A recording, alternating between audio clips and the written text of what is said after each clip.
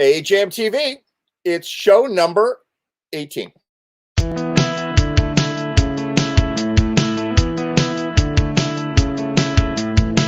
It's my time and I'm coming out to play. Get on that beat, I wanna misbehave. Yeah, go, look at me, go, make me wanna fly all the time. I'm shining now, makes no difference if the world... Hey everybody, show 18 on GMTV.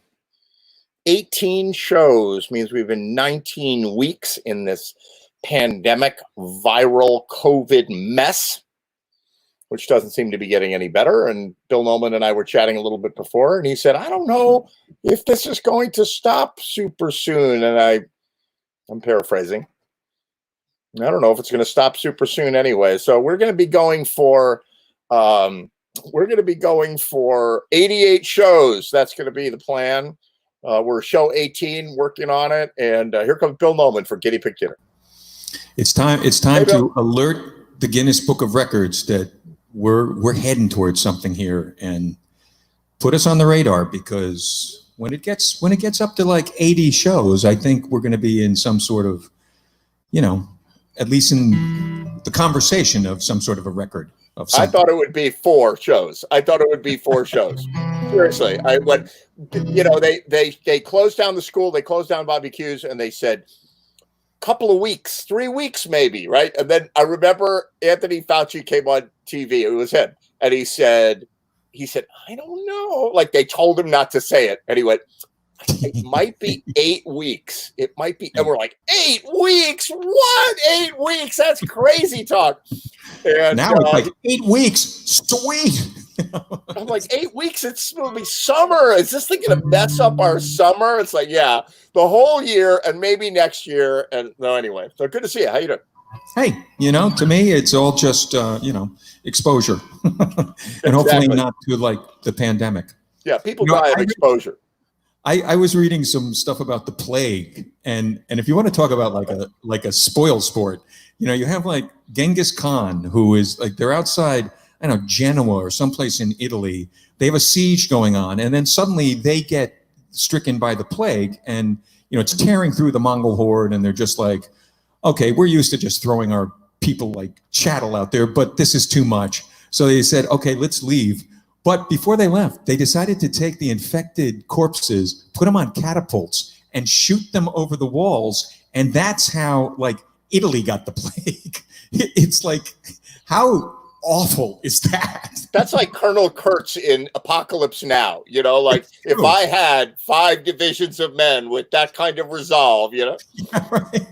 No, but I mean, just the visual of shooting these poxy corpses over the wall. Like, you're talking about it today, hundreds of years later. It was brilliant military strategy. No, it was the first germ warfare. It was like long. It's like mustard gas. That's all you've got in 1917. That's really? Right. Because in the 1400s we had catapults with diseased people. That's right. Stop crying about Bob being dead. Put him in a catapult. Come on, we got a job to do. He was a good guy. He was a good soldier. But you know what? He's even better as a projectile. That's right. Oh, my God. So speaking of people who are better than a projectile, what are you going to play for us? I got some things. I have some songs. I have like 5-ish songs. Sounds good. And I'm prepared for anything. Take it away. Okay. I will start with a little song that was written by John Hyatt and Ry Cooder and a guy named Jim Dickinson, and it's sort of about immigration kind of. See, there's a land, so I've been told, where every street is paved with gold, and it's just across the borderline. When it's time to take your turn, here's a lesson that you must learn. You can lose more than you'll ever hope to find. When you reach the broken promised land, and every dream slips through your hand, you know it's too late to change your mind. 'Cause you paid the price to come too far, just to wind up where you are, and you're still just across the borderline.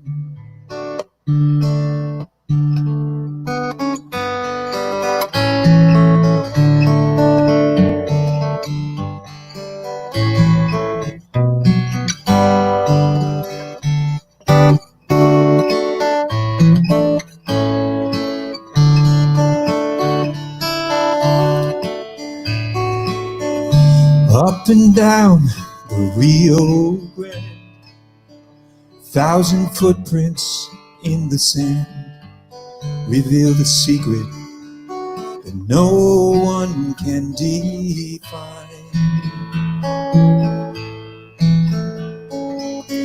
The river flows on like a breath, and in between our life and death, who's next to cross the borderline? When you reach a broken promised land, and every dream slips through your hand, you'll know it's too late to change your mind. 'Cause you paid price to come too far, just to wind up where you are, and you're still just across the borderline. Hope remains when pride is gone, and it keeps you moving on, calling you across the borderline. And you're still just across the borderline.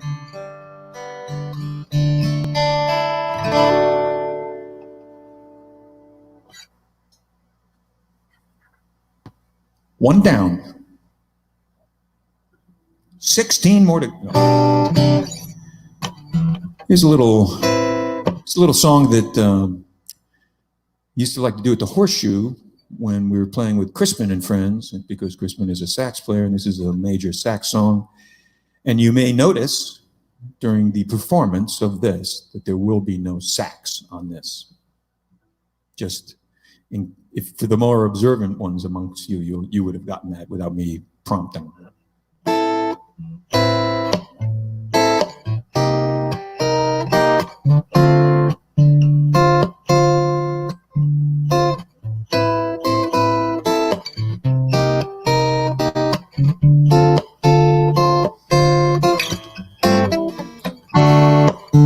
Nice. Is that a Selma or a Chiquita?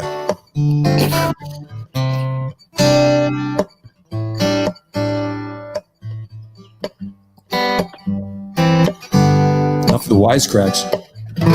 Wind your way down on Baker Street, light on your head and dead on your feet. Well, another crazy day. You drink the night away and forget about everything. The city desert makes you feel so cold. It's got so many people, but it's got no soul. And it's taken you so long to find out you were wrong, and you thought it had everything. Used to think that it was so easy. Used to say that it was so easy. You're trying You're trying now. Another year and then you'd be happy. One more year and then you'd be happy. You're crying now.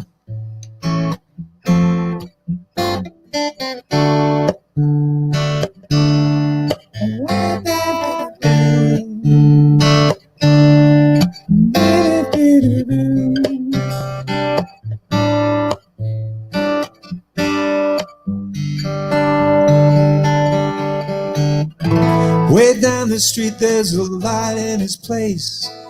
Opens the door, got that look on his face, and you ask him where you've been. You tell him who you've seen, and you talk about anything. He's got this dream about buying some land. He's gonna give up the booze and the one-night stands, and he settle down some quiet little town, and it'd be about everything. You know he'll always keep moving. You know he'll never stop moving. He's rolling stone. When you wake, it's a new morning. The sun is shining, it's a new morning. You're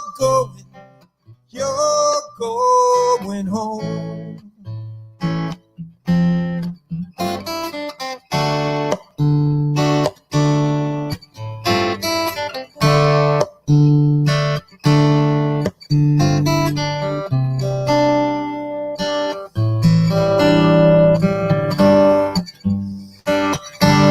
Yeah.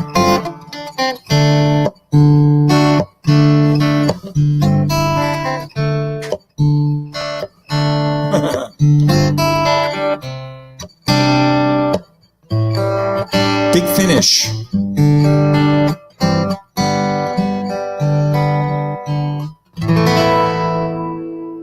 Amazing sax by Ed Train on that.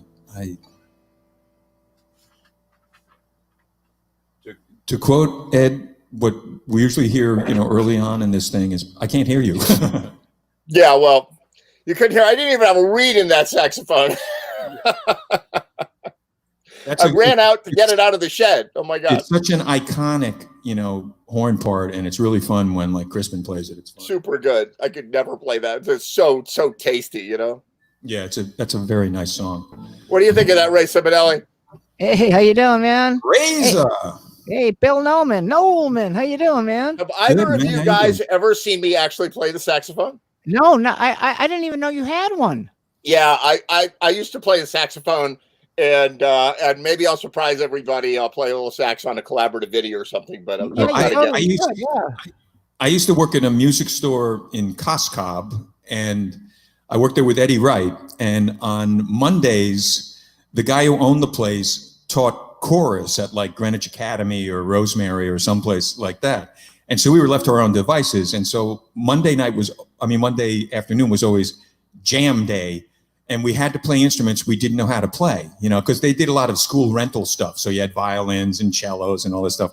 And they had, saxophones. And we had this funny guy from Yonkers who would come and do all the maintenance on the saxophones. An awesome freaking guy. And I got him to fix me up two discarded, like an alto and a tenor. And I actually had them. I learned how to play one scale, and I could play one song. I could play Steely Dan's Night by Night. Wow. But it's a very simple part, but still, it was like, the problem with saxophone, as you may or may not know, is that you can't play soft until you can play good, and you can't play good until you practice. And if you have roommates, the practice is torturous. So it's, Oh my God, you're absolutely right. And the worst part of it, I thought, well, I'm going to get a sax. I've got finger dexterity from keyboard playing. I know a little bit about music. I can figure this out, whatever. And then I figure out it has nothing to do with that. It's all this and this and the embouchure. I'm like, wait.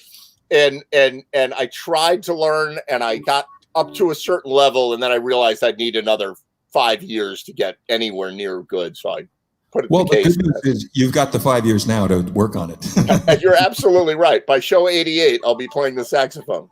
Hey, like, actually, so this will be 52 shows a year or so? Yeah. All right. All right, Okay. do another one, Bill Nolan. Take it away. Am I down to like one? Is that I just No. You're good. We just want to come say it. I'm thinking about the multitude of people watching this, all 12 of them. This is a song by Steve Earle.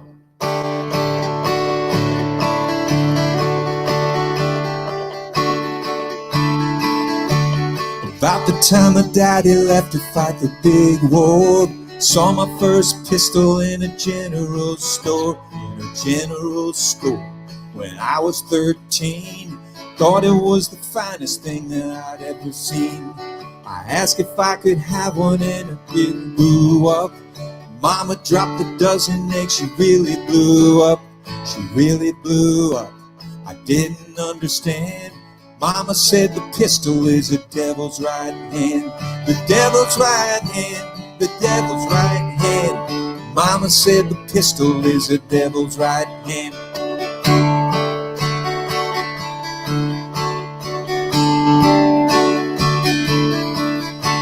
My very first pistol was a cap and ball Colt. Shoot as fast as lightning, but it loads mighty slow.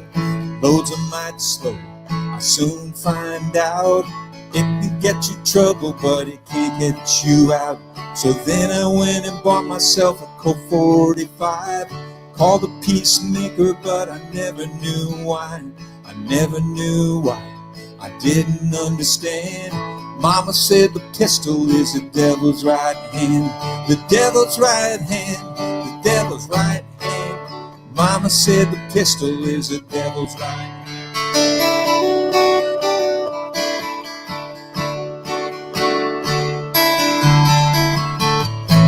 Accordion would actually be good.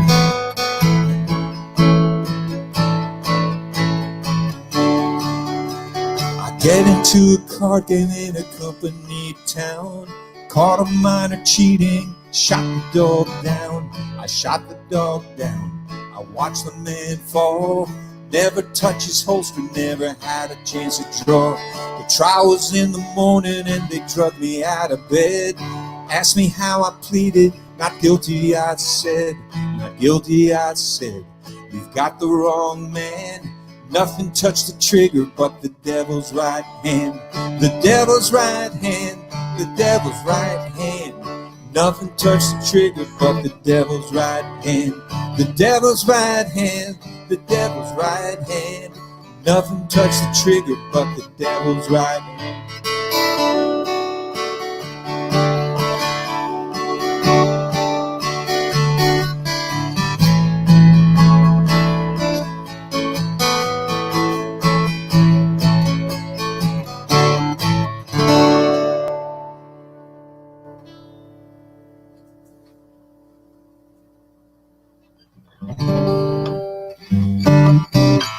So I'm going to attempt to do a song that I've always threatened Billy Foster that we should do this song, and it would be considerably better probably if he were singing it than I were.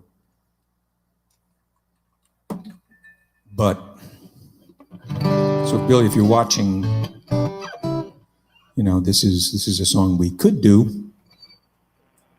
There's my man. Arroyo con pollo? What the hell are you eating? All right, so this is Foster.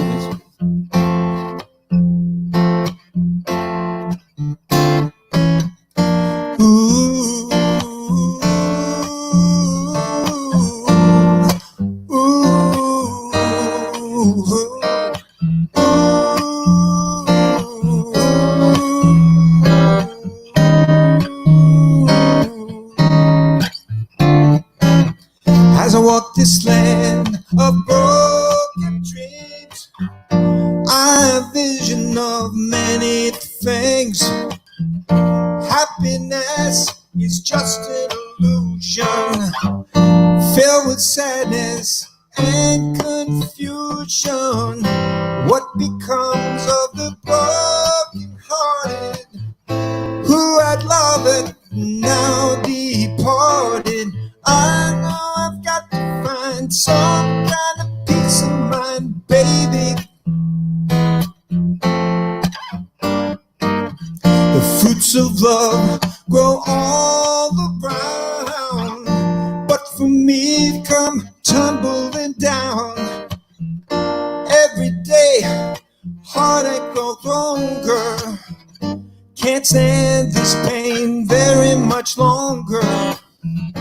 Walk in shadows, search for light. Caught in alone, comfort inside. Hoping and praying for something to care. Always going nowhere. What becomes of the broken-hearted who had love that now departed? I know I've got to find some kind of peace of mind, baby. I'm searching though I don't succeed. Someone's love, there's a growing need. With his loss, there's no place for beginning.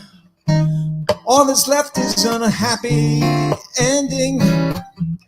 What becomes of the broken-hearted who has love that's now departed? I know I've got to find some kind of peace of mind. I'll be searching everywhere just to find someone to care. I'll be looking every day. I know I'm gonna find a way. Nothing's gonna stop me now. I'll find a way somehow. What becomes of the broken-hearted who is love that's now departed? I know I've got to find some kind of peace of mind, baby.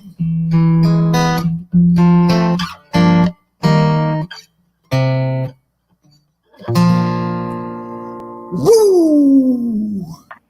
That was Nice. Nolan. when like David Ruffin, I think, or Jimmy Ruffin? Is that who it was? Jimmy Ruffin did that? Yeah. It's when Jimmy had gotten liquored up at the Rooster Club that night. I think he was partying with Levi Stubbs from the Four Tops, and then and he came and he laid it down like that, except way better. But anyway, you get the idea, Billy, right? We could do that song. That would be fun, right? Yeah, we can do it. No problem. No problem. Good key, too. Yeah, it sounded good. You got one more, Bill? Gee, Ed, I do. All right, good. Do one more. We'll hang out with you. I think I can do one more. I think I did this the other day. I actually had a gig on Sunday. It was fun. Played with Canyon in Roten Point in Rowayton, outdoors, in front of people. Pinky's out. Fancy. With money. We got paid.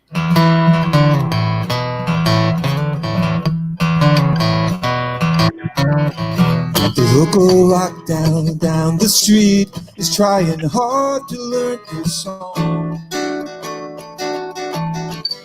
They serenade the weekend squire who's just come out to mow his lawn. Another Pleasant Valley Sunday, charcoal burning everywhere. Rows of houses that are all the same, and no one seems to care. See Mrs. Gray, she's proud today because her roses are in bloom. And Mr. Green, he's so serene, he's got a TV in every room. Another Pleasant Valley Sunday here in Status Symbol Land. Mothers complain about how hard life is, and the kids just don't understand. Creeper comfort goals, they only numb my soul. and make it hard for me to see. Oh, my thoughts begin to stray to places far away. I need a change of scenery.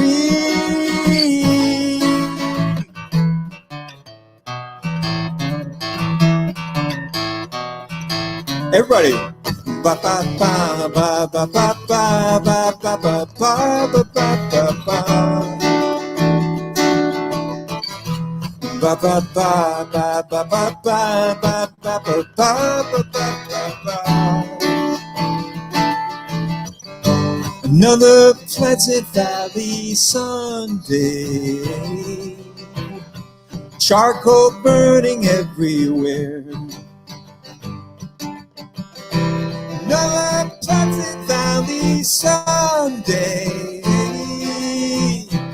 Here it started simple.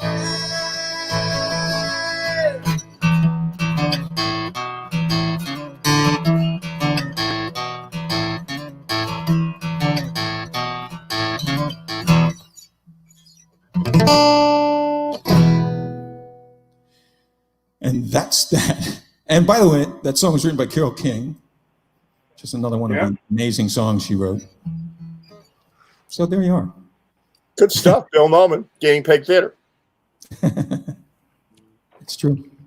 That is correct. Show 18. I actually, a serious moment, cannot believe we've been doing this for 18 weeks. I thought last week was 18.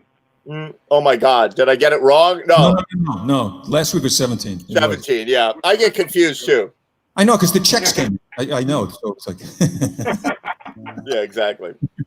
So I look at it and I go, 18 weeks. Wow, that's 19 weeks since we've been that's like, you round that up, that's half a year right there. 19 weeks. Yeah. Well, keep in mind that you're at 19 weeks now, and that as opposed to this portion of the country, everything else went back to zero again and started just as bad. So 18 weeks is looking like 18 weeks again. Yeah, right. They still got it. Like Connecticut did great, Rhode Island did great, but they got to hang in there, man. Because if they act like this thing is over, after all, we're not frigging. They did pretty good because they when they started to open up, they closed back down again. That's good. At least we closed it down and we wore masks. At least we did that. You know? Yeah, that's good. Yeah, I'm worried. I had another song for you, but I'll do that another time, maybe next week. I know to what lengths we all went between April, certainly May and June, what we went through. May and June, like, I'm not even sure in April people were talking about masks. In April, it was like, wash your hands. And then at some point they were like, oh boy, we need to, whatever. What about this? But, you know, the level that we were all doing it in April, May, June, really, we're much looser now, even though we're locking down again. We're much looser now, and everybody should be careful. I think there's a risk. I was talking to Billy about this before. There's a risk that we'll have a false sense of confidence. And I know this from riding the Segway around. Like you fall and you're like, oh boy, I better be serious about this and watch out for the bumps and be careful and wear my knee pads. And then you're like, I can do this. I'm awesome. And boom, then you crash. That's when you crash, when you have this false sense of confidence. Well, and one of the things too is like in the early days, you know, we thought contact was a thing. So washing your hands, you know, I wore gloves at my gym until like 2 weeks ago. Right. I don't now because I just see now that it really doesn't matter because I wash the shit out of my hands, you know. So me too. But I mean, I was wearing them to the supermarket. I was wearing them like wherever. But I was adopting the mask early, you know, and I can remember going to like Home Depot. You go to Home ED and you had a bunch of big dick swinging guys who think like they're somehow impervious to anything. Right. And they're walking around there like nothing's going on, you know, and you know, it's crazy, man. Well, like I told Ted earlier when we were texting back and forth, I don't know about the rest of the state, which has obviously been pretty good because we're ranked number 2 in the state for being, in the country for being good. But I've seen a lot of cases between Norwalk, Bridgeport, and Stamford where people walked around with no mask. Outside is fine. So as soon as they began to enter a building, they were told not to. They were told to leave, and if they gave any kind of argument, they called the cops. Right. So Connecticut has been enforcing it, where the other people have just said, you got to do this, you got to do that. They've been really enforcing it. Yeah, we got to be careful. I would urge everybody, think twice, think 3 times, think 4 times. Put your phone on, silent. No, just kidding. But think twice about going out, and especially if you're at high risk or anything like that. I mean, that thing you saw the other day, Ed. Yeah. Everybody bought their own microphones. Right. The spacing wasn't 17 feet apart, but it was still fairly close. Everybody in the audience was really cool. And it's only the second time I was out, because even though Connecticut's good, as soon as they say, okay, everybody can go out, I'm not going anywhere. I'm going to wait to find out if it's an experiment and everybody else drops dead. Then I'll go out. There you go. Yeah. It's just Not a bad plan. like, we're having discussions about when are we going to bring baseball back and what's going on with the NFL or college football. And we still haven't gotten to the point where we agree on the frigging masks. And there's no other country in the world that is still having that freaking discussion. That's weird. That is actually weird. No, it's beyond weird. It really creates a sense that this is the stupidest country in the world. That's it. Right, there it is. Money in the pockets for these owners and stuff. Have the sports. I just watched boxing the other day. Nobody in the audience. Good boxing matches. So we watch it on TV. More people are going to watch on TV now. If they want to turn it to a pay-per-view kind of thing, so they can make some money on it, fine. But just do the sports without the people. Just do it. Right. I can't believe they opened up bowling before they opened up golf. Yeah. They just did a NASCAR race. Why? Is They there just any did a more? NASCAR race, Is there any more disgusting sport than bowling? And I don't mean as a sport. I love bowling as a sport, but disinfectant has been part of it for as long as I've known it. That's right. It's like that's part of your equipment is the spray. You share shoes. You stick your fingers in the same ball holes. It's like, what the hell? You can't say ball. It's kind of like Play-Doh's back in the day. Bill, you can't say ball holes on Jam TV. Oh, that's right. That's right. I thought we could say anything, but They just had a NASCAR race with 20% audience over the weekend. I forget where it was. I saw it on the news this morning. Decide, you have for the University of Michigan, you have 100,000 people go to the big house to watch a football game. How do you decide who gets to go in? How the hell do you do that? Like, how do what you do is you take sections and you only put so many seats per section, and you limit the tickets and the amount of people that come in. You still have an audience, but it can't be what it was before. I mean, they have like season tickets, so to me, it's better off fuck the crowd, no crowd. It's awesome. Golf. To me, I love golf. Somebody there, just do the sport. Let's watch it on TV. I like watching the greatest hits of sports, like right now. It's like you watch stuff that's like, my wife's like, how can you watch Tiger Woods win the 2000 U.S. Open again? And I'm like, because it's amazing. And it's not like some jive-ass, golf tournament. This is Tiger Woods, crushing people. It's like freaking awesome. I had one glass of wine, took 2 hits off the pipe, and the other night they had on when the hockey team beat the Russians. I jumped up on the other. My wife goes, what the hell's the matter? Anyway, well, Ed, thank you as always. Billy, great to see you. Razor. Hey, no, man. We will do that song. I guarantee you we'll do it. No, if that's a good key for you, then we're already done. We're good. That was that practice. We're done. All right. Well, we'll work with Ed. We'll do, what do you call it? Collaborative video. Yeah, collaborative. We'll do a collaborative thing. This is a friend of mine who has Parkinson's, and he's random on the phone. There you go. All right, Bill Norman. I'll catch you later. See ya. Have a good one, buddy. See you later, Bill. Hey, Ray Simonelli. What's up, Ed? Ray, man. What's up, Billy? How you doing? What are you drinking Pretty good. How tonight? did you enjoy the other day? What's that? How did you enjoy the other day? Oh, I had a lot of fun. You kidding me? See, afterwards, Ed, we all went to the Rizzuto's. Yes. And they have the parking lot now, and they have tents. And then the tables are all separated. So we all went over there, had a drink, and we were still distancing, but we were still able to talk where we couldn't, It was a good day for me. Not going to do it again for a while, but it was a good day. It worked out okay. Glad to hear that. Yeah, I saw it on Facebook. That's as close as I'm getting right now. Well, the reason I went for that was because I showed you the advertisement, right? The city of Westport, plus all the musicians were really into the safety aspects of spacing and masks. Right. They were into it. That's the only reason I showed up to begin with, because that's what their formula was. If we go to another one, it's got to be all that's got to be established way ahead of time before I show up to another one. Right. No, you're absolutely right. That's fair. All right, Ray Simonelli, what are you going to do for us? Black, 72, black with emphysema. I am the target for the coronavirus. Yeah, don't get it. In all seriousness, don't get it. Just don't get it. Thank you. Thank you. Because, like, I'm not going to rain on my own parade here. This is, JMTV, and it's for good times and feeling like we're together and all that stuff. But the truth is, we've lost some people in the last few years, and that's no good. And I know some people who have fought with and beaten and fought with and not beaten this corona thing. And I have no desire to get it, and I don't want to see any of you all get it. I really don't. So think 3 times and 4 times. I went to the doctor the other day, and remember I told you guys last week that I had this itching under my skin. I couldn't know where it came from.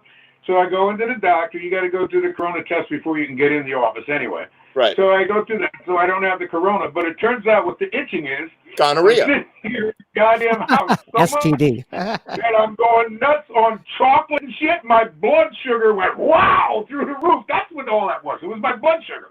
So your blood sugar makes you itch? Your blood sugar makes you itchy? Inside the skin. You can't even catch it, So I now I'm on 3 new pills along with the ones I'm already taking, and get the blood sugar down and it'll be back to normal. But I was really worried that was way worse than that.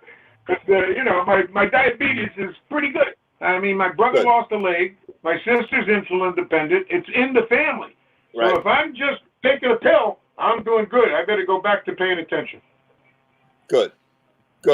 Pay attention. Pay attention to COVID. I'm not worried about the other thing, Yeah, no, that's it. Hey, I told you, I'm in the house. The only place I go is to the drugstore next door and to the supermarket, and once in a while to Dunkin' Donuts in the morning because there's nobody in there to get some breakfast. Other than that, I'm in the house all the time.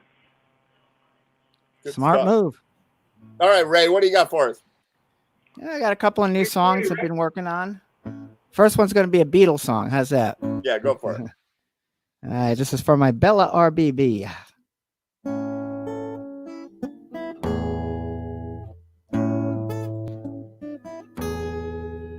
There are places I remember all my life, so some have changed, some forever, not for better. Some have gone and some remain.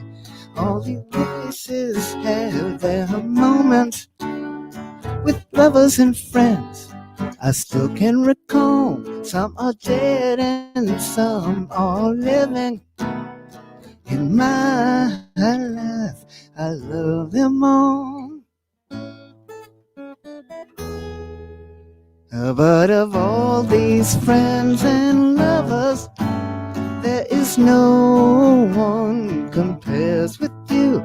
All these memories lose their meaning when I think of love as something new. Though I know I'll never lose affection for people and things that went before. I know I often stop and think about them. In my life, I love them all.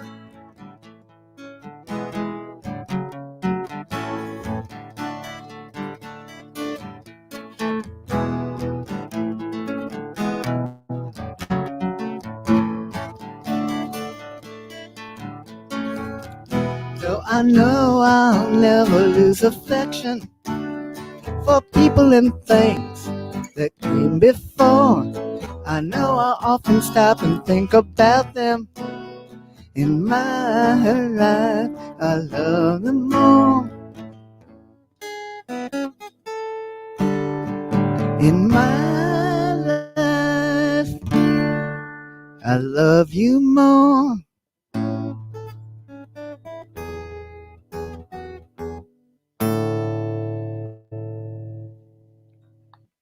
Yeah.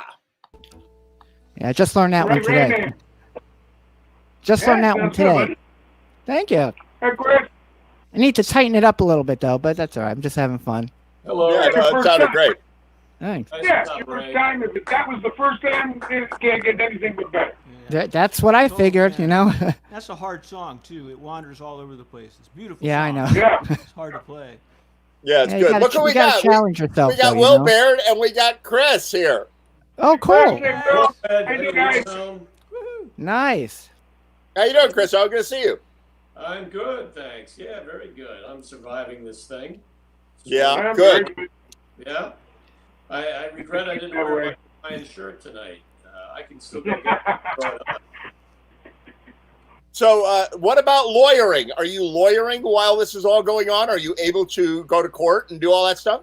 Well, yes, I am actually doing quite a bit of that. And this is the first Zoom type meeting that I've been in where I haven't had a judge on the meeting. So, Right. it's I'm the judge. Believe me, I'm the judge. So the judge You're is gonna give using me the the word hook? ball hole. That's very encouraging. Yeah. No, Now, it's do they do it in the court? Are they spacing or anything, Chris? What's Are they that? spacing or living in one case at a time in the courtroom? Well, the courts are setting up conferences for individual cases. So we get a notice and a link to a Skype business conference. Wow. And then we get in, and it's very interesting because, up until just the last couple of weeks, they were very informal. In the court, the judge would be sitting there with a T-shirt on, and Oh. so would I. The cat But is now loud. they're taking to wearing their robes, and I think they're getting back into more serious stuff. Yeah. Right, but nobody's going to court. You're not going to the courthouse. We're not going in the courthouse now. Only No. emergency things. They're starting to open them up now, but it's going to be at least another month before I probably see the inside of a courthouse, Yeah, right. which is Wow. okay. I'm getting too old for this stuff. Hey, welcome to the club. Absolutely. All right, Ray Simonelli, do one more for us, Ray, and then we'll bring Will on, and then we'll bring Chris on. Fair enough. Okay. I'm going to do a song by Don Henley that Billy Foster's probably going to steal from me. So, Oh, we got-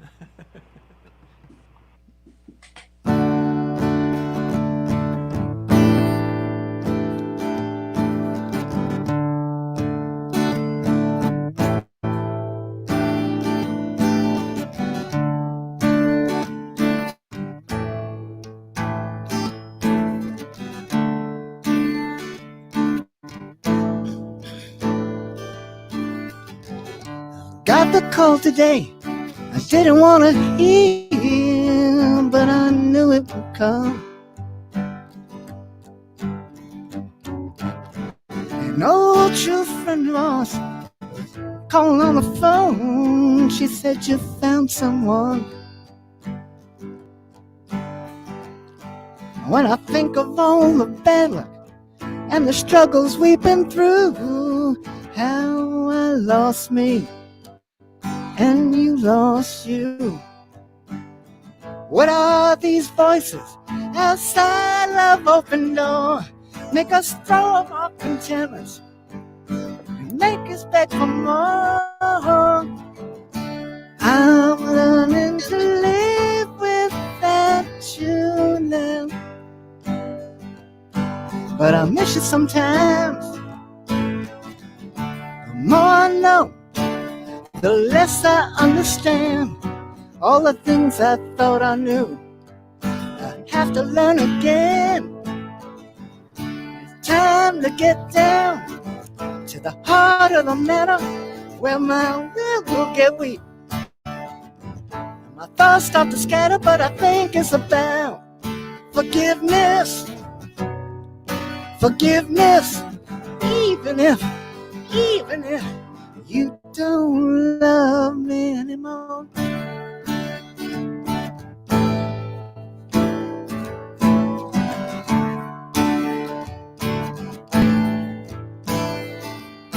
These times are so uncertain. There's a yearning undefined.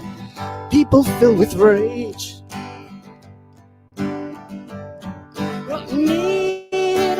tenderness. How can love survive in such a graceless age?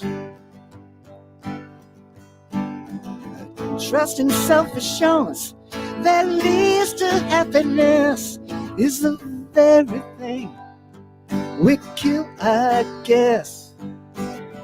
Pride and competition cannot fill these empty arms, and the world put between us, you know, it doesn't keep me warm.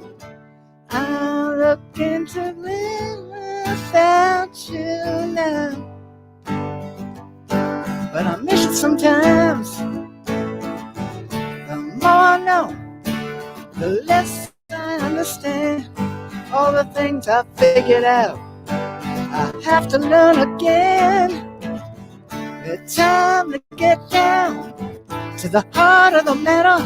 Well, my will gets weak, and my friends start to scatter, but I think it's about forgiveness. Forgiveness, even if you don't love me anymore. There are people in your life who come and go. You know that hurt your pride. You know that hurt your pride. You better leave them all behind. Life goes on. Keeping that anger, it'll burn you up inside, yeah. It's time to get down to the heart of the matter. Well, my will get weak. Starts with the shadow, but I think it's about forgiveness. Forgiveness, even if you don't love me. It's time to get down to the heart of the matter.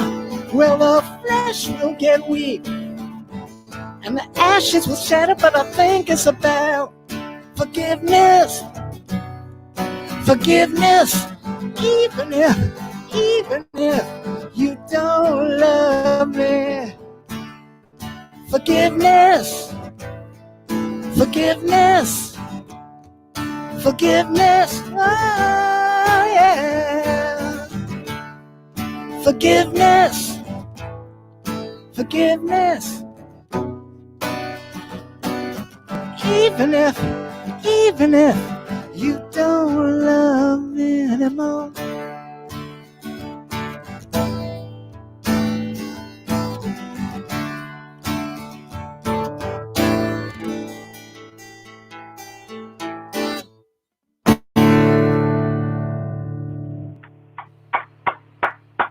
You're right, Ray. I'm stealing it. There you go. I know you, love Billy that song. Foster. I love that Anytime, my song. brother. Yeah, it sounded great, right? Yeah. Hey, Billy, we didn't do those two songs that I wanted to do at the park the other day. Remember, I texted you. We forgot to do them. What song? I know. Yeah. Yeah, we were going to do "What's Going On" by Marvin Gaye and "While My Guitar Gently Weeps." Nice. Completely forgot. Slipped my mind. We got to do it. We got to do a collaborative video of that. We could do you two. I could set you guys up super easily. Okay. where We're we gonna could have do. to. We're gonna have to. All The right. only way I'm getting to see now is, like I said, when I went out there, that was it. But this is the way to do it, and you're the boss, because I have no idea. You know what happened just now? You know why it went off? Because I didn't plug it in, and it went down to 0 and went click, and it blinked off. That happens. I'm waiting I for don't that know. to happen to me. I'm waiting for a raid storm. I'm sitting out on a porch, by the way. I'm sitting on my porch. It looks like I'm in the basement with that, but that's the roof of the porch. And, Yeah, and but I'm nice waiting. I'm like, background. I see it back there. That's good. right now, there's a screen. Like there's, this is a big wide porch. There's a huge screen in front of me that's like 1 foot away, and if it rains, it's gonna blow in a little bit. So, then I'm gonna like run back in and like set up inside. But it's too nice out not to today. Yeah, today was nice. I think the humidity broke too. That made it really, acceptable. Or Oh yeah, there was a nice breeze today. Well, Yeah. nice breeze. Yeah. I'm actually on the top of a mountain. The Appalachian mountain range that runs up the east coast of the U.S. It goes through, West Virginia, the Blue Ridge Parkway, and all that. It goes through Pennsylvania, and then it makes a right. It makes an east, and it blows out just before it hits the Hudson River Valley there. So I'm actually on one of those ridges. It's like all these parallel ridges that run up and down the East Coast, and I'm up at like 1,500 feet. So I'm about 5 degrees cooler than you guys, and you have a bigger breeze up here. What's that? Yeah. There's always a breeze, and it's 5 degrees cooler. And the difference between 82 and 77 is a big difference. Especially with humidity. When I have to go even to the store, because it's Bridgeport, you have to keep windows up, doors locked, the gun in the glove compartment. Anyway, when I go out, I have to undo my windows and let them stay down for at least 10 to 15 minutes before I get in the car and drive away. That's how hot it is with the humidity inside the car, Have to do it. Right. How's it up in Massachusetts, Will? It's hot. It's hot and it's hot, but today it got cold. I get weather reports every morning from my sister by text, and it's always the same thing at this time of year, which is it's hot today and it's supposed to be thunderstorms. And the next day it's hot today and it's supposed to be thunderstorms. All summer. I have people calling me because I play a comedy weatherman on Facebook for Weather Center Edge. So people think I actually know something about the weather. So people are calling me up and they're like, "Oh my God, the whole week it looks like rain." I go, "No, it's it's scattered thunderstorms and chance of thunderstorms, which means could rain for 10 minutes, could kill you, could come through and kill you with the rain, the lightning, and hail. But it's probably going to be nice most of the time." She's we a broke county 2 records, hydrologist. didn't we? What's that? Didn't we break 2 records? We did? 2, I think. I know New York is the one that put it on TV, but if I'm not mistaken, we broke 2 records for the hottest day and for the most humidity in a row or something like that, too. I just saw it yesterday. It was two records. Too bad the wine was good. It's supposed to be hot this Monday. It's going to get really hot. Really? I get my AC going for sure. All right, Will Baird. I feel like I'm having a strange dream with voices that are talking about weather and other stuff, all kind of swirling around. I've got you guys love on an that iPad. picture behind you, Will. I love the picture behind you. Thank you for asking. This is the Kaleidoscope cat. This is in Ed's honor. This is a cat, of course, but inside it there's a garden, and you can't tell probably from where you are, but it's actually a gigantic puzzle, right? So there's about 200 puzzle pieces. Yeah. So somebody put all that's the puzzle cool. pieces together. Yeah. That is really cool. And then framed it. Yeah. And it's perfect because cats are kind of a puzzle, right? I mean, you can never quite figure them out, right? Yeah, exactly. So like that's musicians, just like musicians. Great. Yeah. So I thought you'd like that, especially because since I know you love cats, Ed. Absolutely. Who doesn't love cats? Absolutely. Or Ed, for that matter. There you go. Of course. So, Will, take it away. Do a couple numbers for us. Let's go. Go, Will. That sounds too quiet, doesn't it? No, you sound great. Oh, okay. No, sounds good. All right, then. In that case, let's go. Take 2.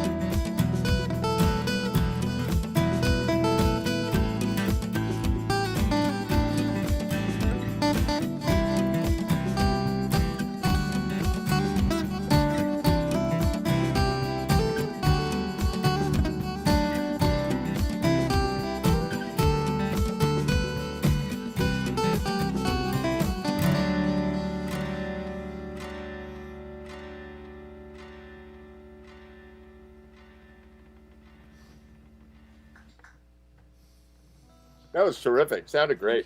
Thank you very much. Thank you, Billy. Billy, Love what you're doing with that guitar, man. I love the way you're playing. I got an idea. I got it. It's a big one. It's a big one. What's that? It's the Traveling Willbillies. Okay.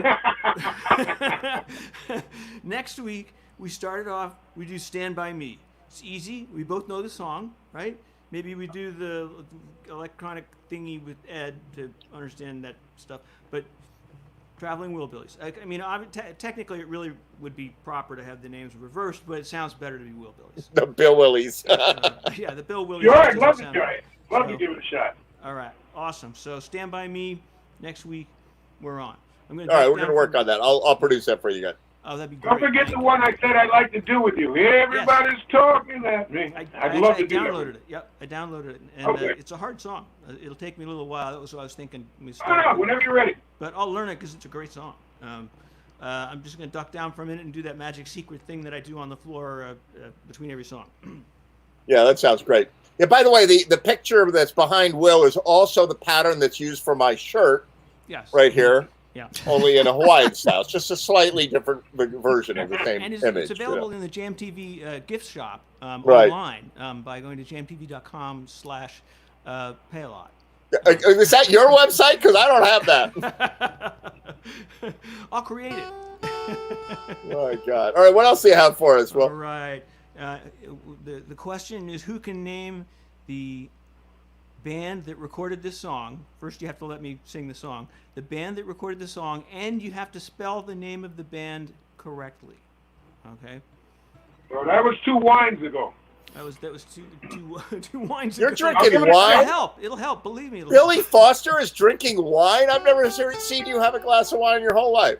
Salad and wine. Remember I just told you about the doctor's office? Salad and wine. That's me now.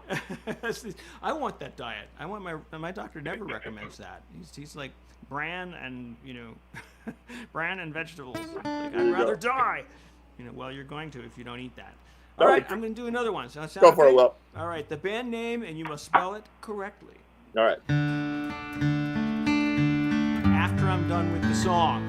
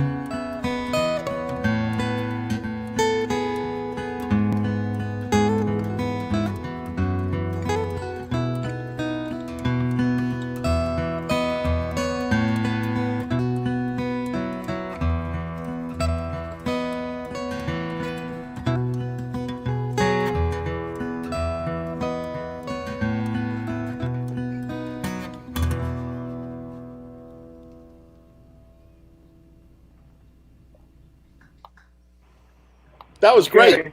Very nice. Very, Don't very walk away, nice. Renee. Beautiful. Okay, so Don't walk away, Renee. Beautiful tune. and May? Anybody? Chris, think of who did it?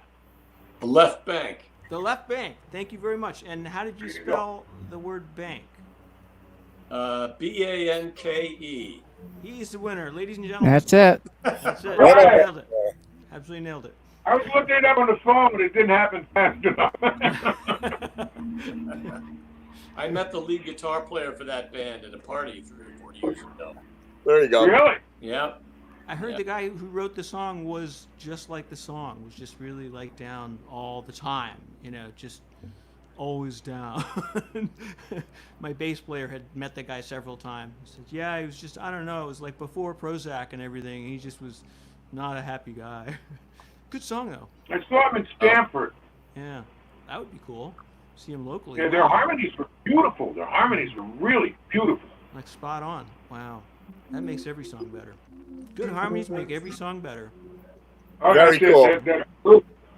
Very nice to hear you do what you do, Will. And we'll be right back with Chris Owen playing guitar, and then John Ledbetter, Thank you. Leds. You put Ledbetter. You put your whole name down there today. That's amazing. It fits. Good stuff. All right, we'll be right back. Say bye.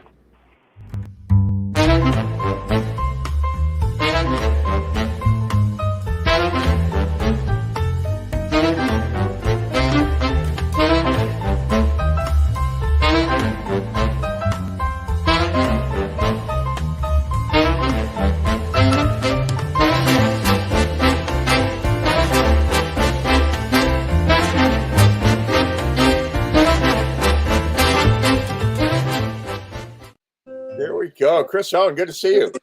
Hello, Ed. Good to see you too, as always. Been a So while. how have you been doing? I wanted to sort of clear the crazy studio-ness of all of this and just say hi to you. So what's going on? Well, everything's good. I'm healthy, and my boss doesn't know this yet, but I'm probably retiring in about 6 months. Well, he knows it now. Your boss clearly watches JMTV, right? So I'm looking forward to that, and maybe playing a little bit more music, and maybe making the trek down to Norwalk or wherever you are presently hanging out. Cross your fingers. I don't know how long this is going to go on. I'm worried it's going to go on till they stick needles in all of us, and it might be a year. I'm worried about that. Well, I don't see it ending anytime soon. That's the problem. So you're in Pennsylvania right now.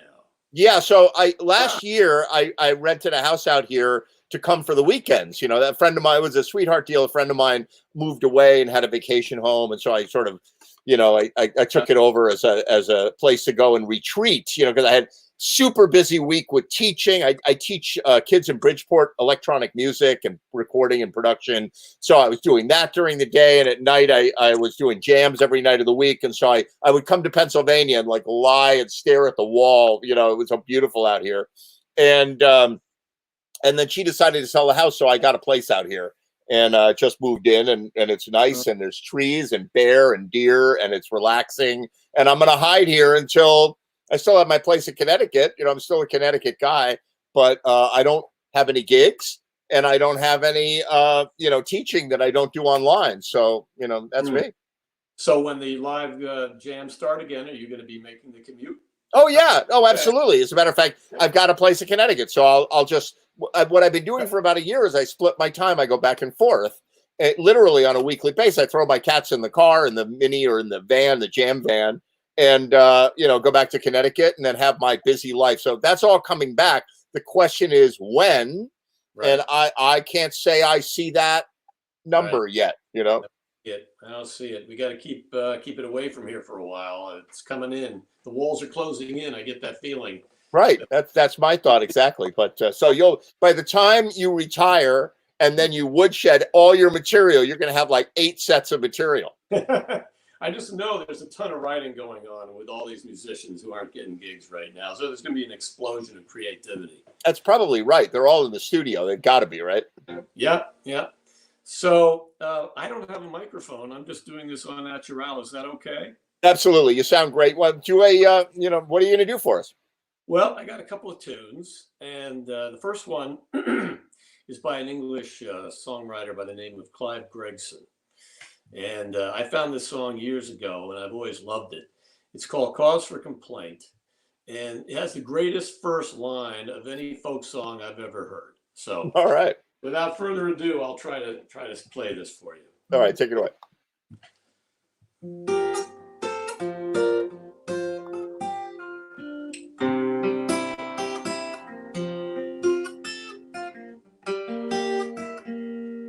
Sometimes I can be such an a-hole, especially when what you need most is a saint. But I'm nothing if not unreliable. I always give you cause for complaining. Sometimes I pretend I'm a new man instead of the same fool with a fresh coat of paint. But what seeps through, if you scratch the surface, will always give you cause for complaint. I shout about love from the rooftop when you ask me to show some restraint. But I shout out again, even louder. I always give you cause for complaint.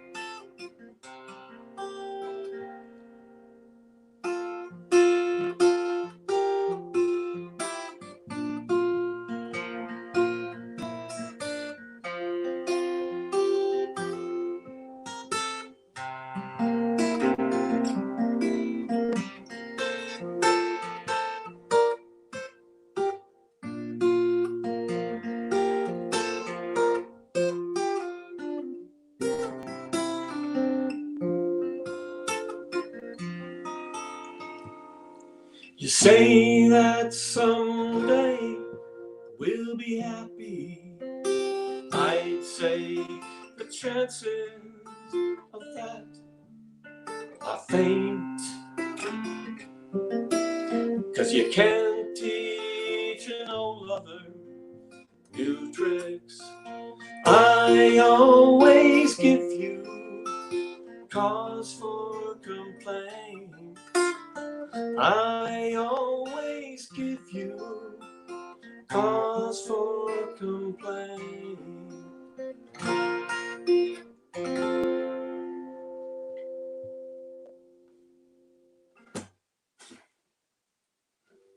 I can't hear you. Yeah. It's a great tune.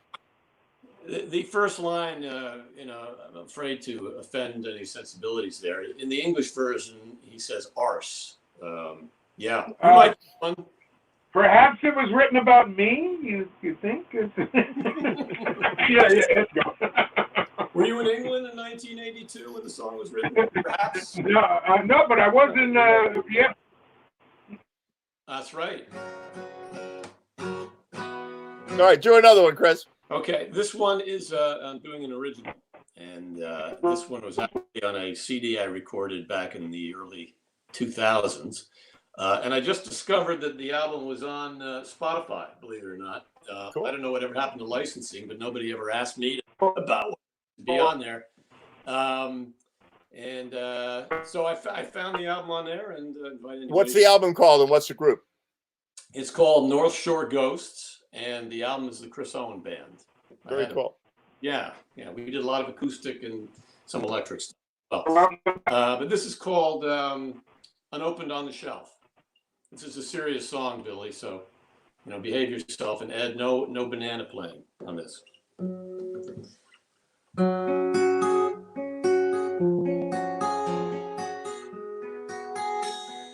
A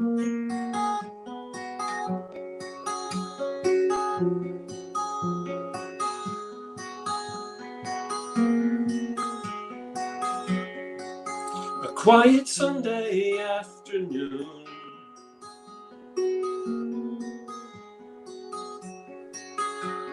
and a week of work is done.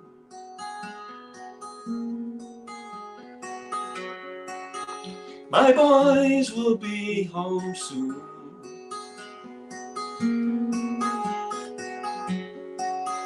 To cheat a winter sun.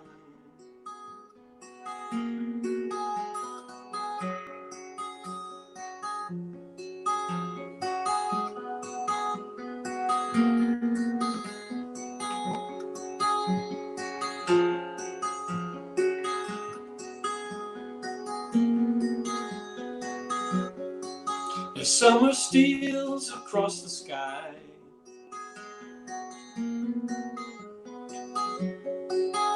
and time wears us thin.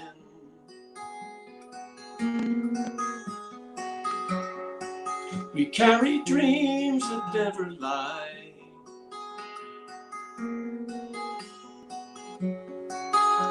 but never let us win.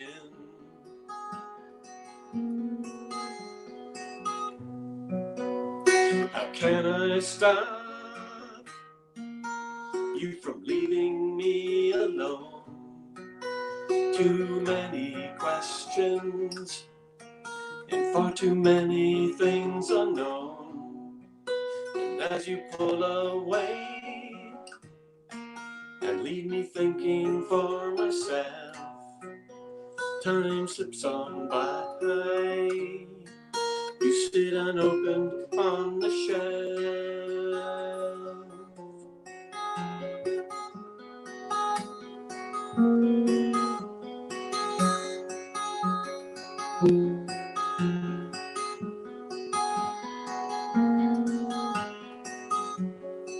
I wonder how hard to try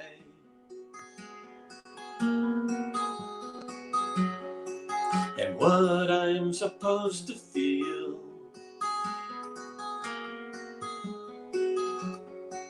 I think this time I'll take a bite and cash out this broken deal.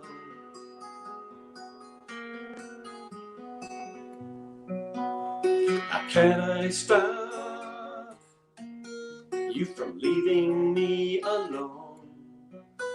Too many questions and far too many things unknown.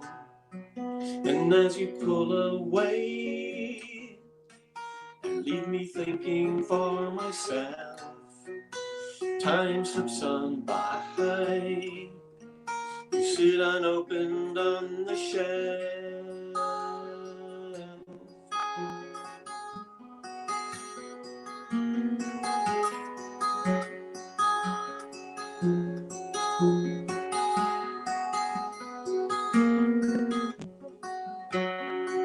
And now the old ones have moved on, and how they linger in our hearts as the young ones come along.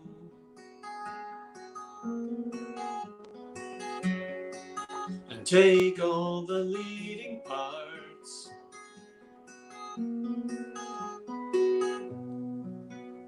How can I stop you from leaving me alone?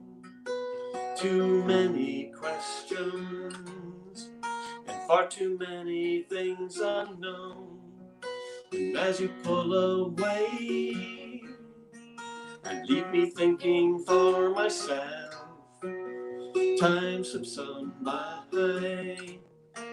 You sit unopened on the shelf, and as you pull away and leave me thinking for myself, time slips on by. You sit unopened on the shelf.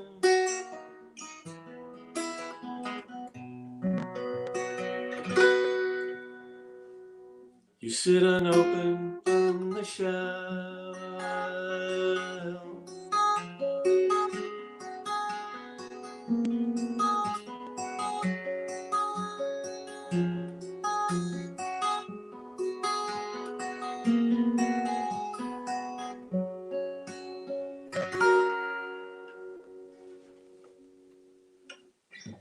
Super good. Well, thank you. It sounds like I hadn't played it since the early 2000s. A couple times. But that was, yeah, thank you very much. Yeah, it sounded really great. good. That was your first time on the show. Glad to have you. Yeah. First time on TV, I was a little nervous, Ed. You know? Nah, you're not nervous. You're good. That guitar sounds good. Yeah. Whatever you do, it sounds perfect. Sure did. Thank you very much. Thank you. Look who you got. You got Randy Stone. You got Rory Gordon. You got John Rory. Ledbetter there. Billy Foster, of course, and me. Philly Buster. What's up, Randy Man? All right. Hey, brother. Yeah, nice job, Chris Owen. Hang out with us for a Oh, minute. yeah. Hey, John Ledbetter. I'd be happy to. How you doing, Ed? Are you out on your deck in Massachusetts? Yes, I'm trying to hopefully not get eaten up by the bugs. I've got my bug spray on. Oh, yeah? Is it working? Well, I already pay a spray company, and that's not working. So hopefully the bug spray does work. Yeah, I've been good. I'm not getting eaten by bugs this year. I'm at a screened-in porch, and I haven't been bitten yet, as far as I know. Well, good for you. Yeah. So how have you been doing with all this craziness? You're up in. Most people don't know you. So John and I went to high school together back at the Kent School in Kent, Connecticut, 150 years ago, and That is correct. And it's really good to have you on the show. People start on the show getting to know you, but you don't know these characters. We all have played together, music together for 15 years or more. And, yeah, I know. I always see you playing down in Connecticut, and I always say to my wife, maybe I should go down there. It's only an hour and a half away. It'd be kind of fun to shoot the shit, maybe play a little, have a couple of drinks, tell a couple of lies. Well, I'll let you know. Once we do about 88 shows on Jam TV, everybody will know you. You'll walk in the door. They'll be like, Ledbetter, yay! Yes! But you must have good stories of Ed back in boarding school there. Well, I don't know if they're good stories, but we have stories. Make something up. Can you tell them legally? Not that I can recall. My lawyer is right here. All right. So there was a band when I was in high school. I was not in a band. I had my keyboards, I had my synthesizers in my room, and I'd been doing music. I don't think I had an accordion at Kent, but I'd play organ and piano in the chapel. There was a band though called Jeff Schaub and the Broccoli Spears. Do you remember them? I do. And the Broccoli Spears. Who was it? Were you in that? Were you in that band? No. Jesus Christ! Playing senior year, I bought a guitar and I scared the hell out of the people on North Thorn. Who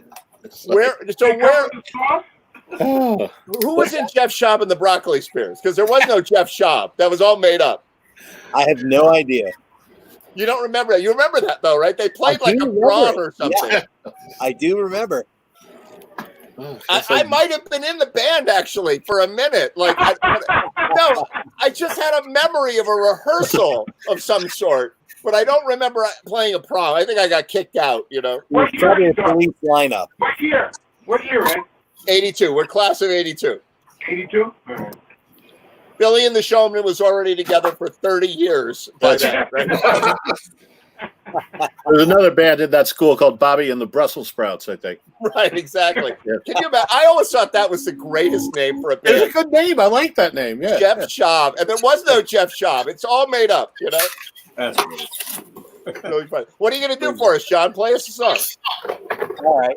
So I was kind of wondering what would I play. So maybe, how about I start off with a little Tom Petty? All right. Get going.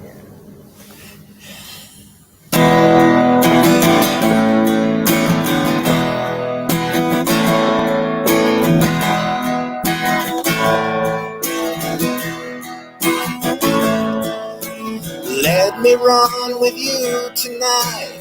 I'll take you on a midnight ride.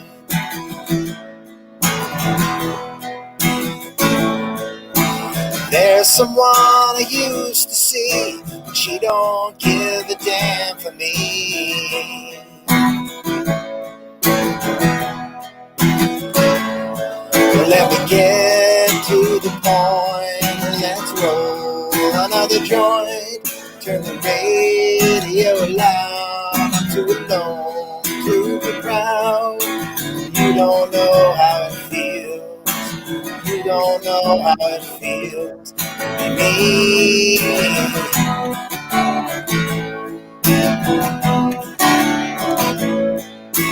People come and people go, some grow young and some grow cold.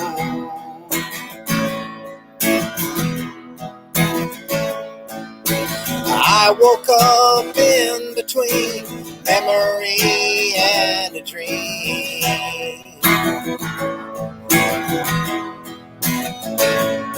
So let's get to the point, let's roll another joint.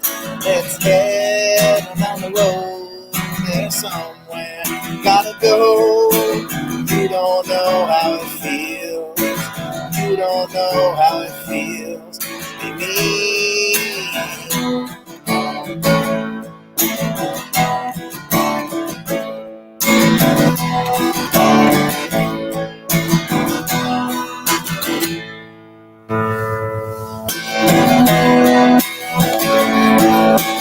My old man was born to rock, but he's still trying to beat the clock.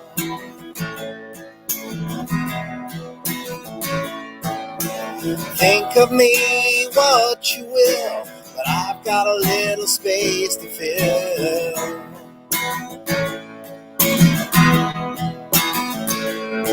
So let's get to the point, let's roll another joint.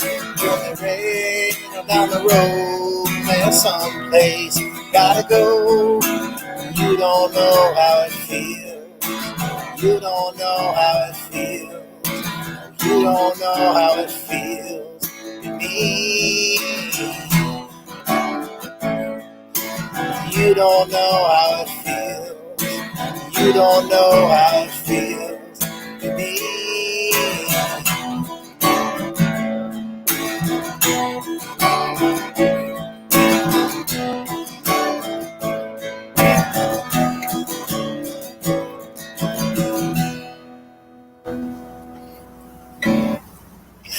Little Tom Petty. Nice job. That was really great, John. Super good. All right. It's a feel-good song. I was thinking, what else? Yeah, what do you got? Well, as my wife says, I know about half of about 350 songs. So let me see if I can pick one entire song. You define somebody with the other. What's that? Yeah, go ahead. Play an 8 of 8 different songs. All right. Well, you know, I'm going to kick up the vocals just in case I were to forget. All right. All right. How about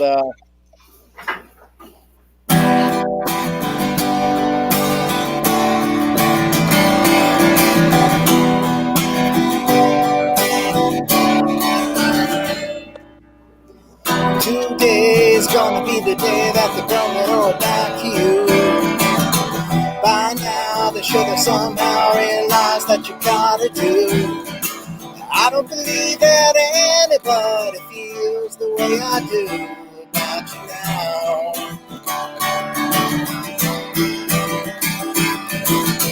Backbeat, the word is on the street that the fire in your heart is out.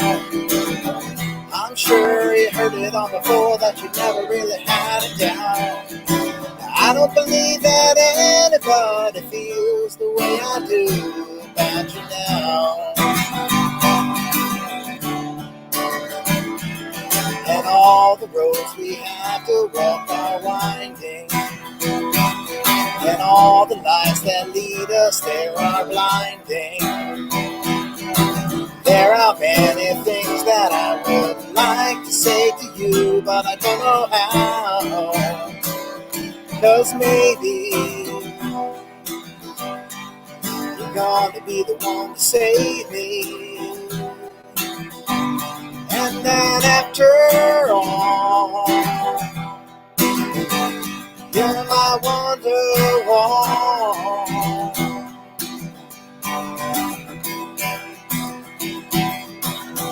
Today is gonna be the day that the thunder goes back to you. By now you should have somehow realized that you gotta do. I don't believe that anybody feels the way I do about you now. But all the roads that lead you there are winding, and all the lights that light the way are blinding. There are many things that I would like to say to you, but I don't know how. Said maybe you're gonna be the one to save me.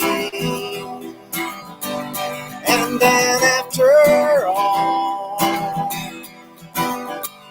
you're my wonderwall.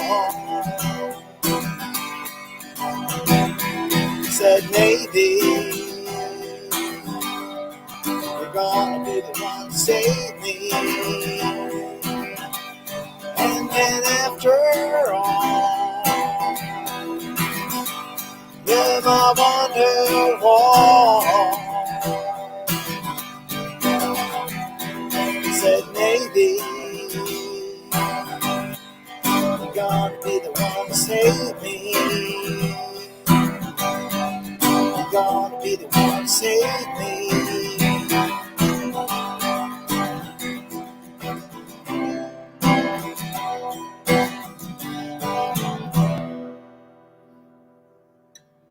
There you go. That sounded great. I got a little bit newer. Nice. Yeah. Great song. Yeah, that sounded super good. Thank you. Thank you. Good to see you out there from Massachusetts, and hope you're doing well. Until next time, it's always fun, Ed. Yeah, until next time. Yeah, hang out for a minute. Yeah, While you're being eaten by bugs. Hang out. And I have my bourbon, my cigar, and my off, so I can There you handle go. what Nice. kind of bourbon are you drinking? little Four Roses small batch. Very nice. Fancy And then stuff. more importantly, what's the stogie? It is a New World something or other cigar. New World Order, yes. New World. Nice. Brought to you by Papa. I'll enjoy it. I'd be doing one with the port instead of a bourbon, but I'm right with you. All right. Well, thank you, gentlemen. Good stuff. Yeah. So Rory Gordon. Hey, Yeah. Hey, how you doing, Ed? I'm doing good. Gentlemen. How are you? Good. I'm good. So what's new with you, Rory Gordon? I haven't seen you in a while. Nah, I've been working and working and working. You know, I work for a company that advertises to the restaurant industry, so that kind of came screeching to a halt. Yeah. But they're very diversified. They also do trade shows, and that's going real well too. So Oh my God. you know, they wanted to diversify. They didn't want to be stuck in one thing in case that end went south. You know. Yeah, well, So- I had it freaking made, okay? I diversified into playing live music, putting on live music festivals, putting on jams. Like, forget it. Like, The operative word there is live, Ed. That's who would have thought that the idea of getting people together is now a bad idea? Like, what? Yeah. this is surreal. When did this start? Like 2.5 years ago or something? Yeah, right. Forever. You know, this is show 18, and we're talking about, like, I've adopted the goal of show 88. And we're almost one. You're gonna get there. We're a fifth of the way or a quarter of the way there to show 88 almost. You know, it blows my mind. The only good thing that's come out of COVID is I put a whole bunch of cash into Amazon back in January 30th, and that's worked out well. Good move. Nice move. Yeah, it worked out well. Put all my money into porn. Gives me Yeah. some cigar money. Exactly. Well, since everybody's doing so well, here down below Yeah. is my cry for help because the How government. shameless. The How could you? government doesn't pay How me could to you? be unemployed. Like everybody's like, oh man, like I make more money at with my $600 a week unemployment than going and working at the butcher shop. You know, I'm like, oh my God, like No, nobody's giving me $600 a week. So some kind people are donating some money, and if you've got it, there it is. I take Amazon stock and It's a Bitcoin. fair point. This does come with a cost. You have to be laying out some cash. It's a fair point. Yeah, and I'm stupid. I'm a stupid musician. Well, we know that. I did not buy Amazon stock before all of this. I didn't even know you could buy stock. I didn't know that was a thing. Nobody told me. You didn't apply for an SBA loan, Ed? An SBA loan, right? Like, what's the nature of your small business? Oh, I don't know. I get everybody together and they play music and get drunk. Oh yeah, And we don't need it's you. like really fun and really cool, and it's like It's cool. a mom and pop. Yeah. Oh my You God. can quote yourself a salary and they pay you. And then Yeah, right. Oh yeah, right. No, they're not doing that. They're like, you, Mr. Train, you are not going to work. That is it. Oh man. This is what I do for a living. This is it. Yeah. Venmo and PayPal, But let me be the voice of purple reality here. Yeah. Ed, how many hours would you guess per week you put into the promotions for this, organizing it, calling all of Yeah, us? making right. sure- How many hours? Sure. would you At least, like, it must be 20 minutes. I must devote 20 minutes to this. It's worth I know. every minute. No, I think your point's well taken. The man weeks to produce this week after week is huge. Man weeks. I love that. Man Man weeks. That's the best. That's like fortnights per fathom or There something. you go. Nice. Yeah. More sophisticated. Yeah. Here's every to that. person who watched or performed put in $1 every week. That's It it. would barely pay back the time that you For only pennies a day.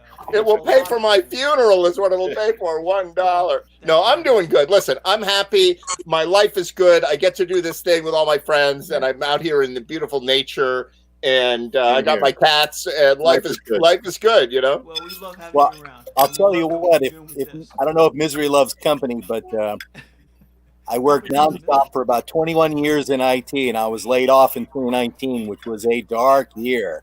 Took me a long time, and everyone said, "You are so immediately reemployable. Your skills are amazing." But the issue is not for a 50-year-old.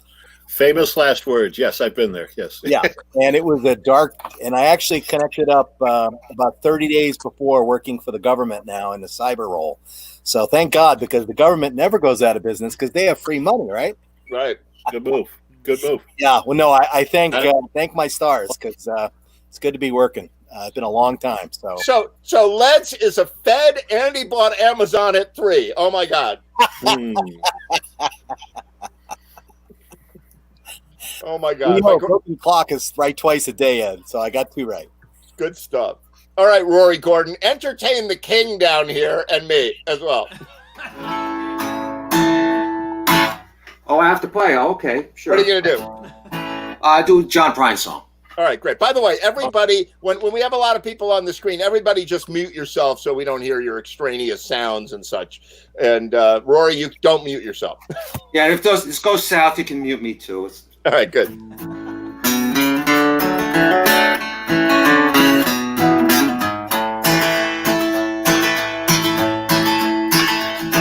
Well, Grandpa wore your suit to dinner nearly every day. No particular reason, he just dressed that way. A brown necktie and a matching vest, pair of wingtip shoes. Built a closet on our back porch, put a penny in a burned out fuse. Grandpa was a carpenter, built houses, stores, and banks. Chain smoked Camel cigarettes, hammered nails and planks. He was a level on a level, shaved even every door. Voted for Eisenhower, cause Lincoln won the war.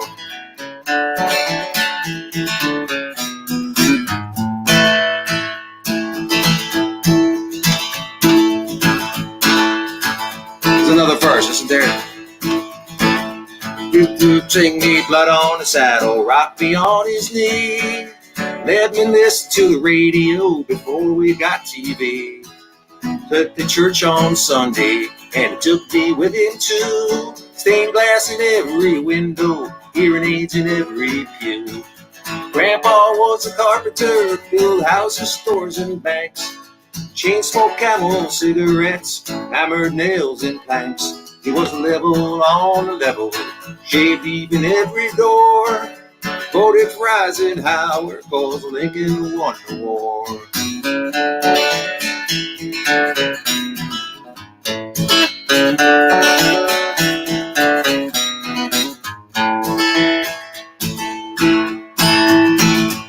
Well, Grandma was a teacher, went to school in Bowling Green, traded in her milking cow for a Singer sewing machine. She called her husband Mister, and she stood real tall with pride. Used to buy me comic books after Grandpa died. Grandpa was a carpenter, built houses, stores, and banks. Chain smoked Camel cigarettes, hammered nails in planks. He was a level on the level, shade even every door. And he voted for Eisenhower, 'cause Lincoln won the war.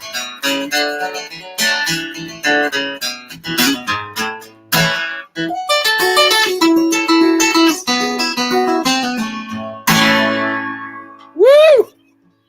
Yee and ha. That was great. Who was that? John Prine. Oh, that's a John Prine. I was listening to the words. Of course it was John Prine, because the words are so great. You know, it's a great tune. We were up at, my brother dragged me to a Wilco festival. He's like a Wilco fanatic. He's one of those, and we went up for the weekend, and some folk band as an opener came out and they did that. And they go, those guys, who wrote, I thought they wrote it. And I was like, you guys are fantastic. And no, we didn't write it. So no, that's a John Prine tune. That's fantastic. The lyrics and all that. It's GC and D in the lyrics. Yeah. Fantastic. Super good. All right. What else you got for us? Let me try one more. All right. Oh, you were way out of tune. Yeah. We tune because we have to. Let's see.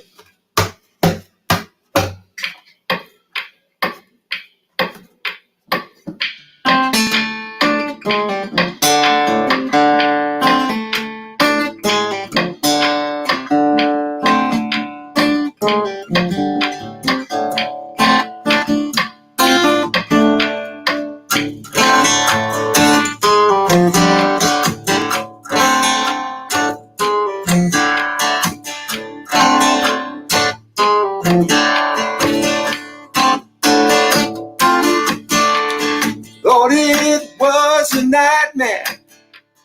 Lord, it's all so true. They told me don't go walking around. Devil's on the loose. Better run through the jungle. Better run through the jungle.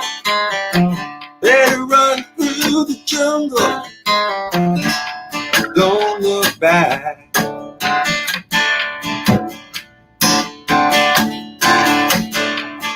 Thought I heard a rumbling calling to my name. 200 million guns are loaded. Satan cries, take aim. Better run through the jungle. Better run through the jungle. Better run through the jungle. Don't look back.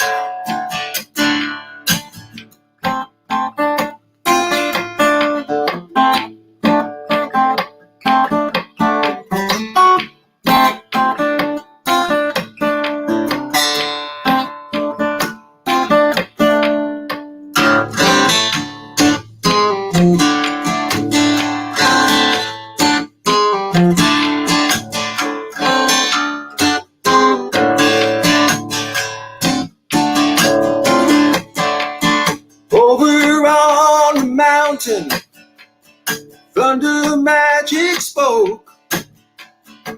Tell the people of my wisdom, fill this land with smoke.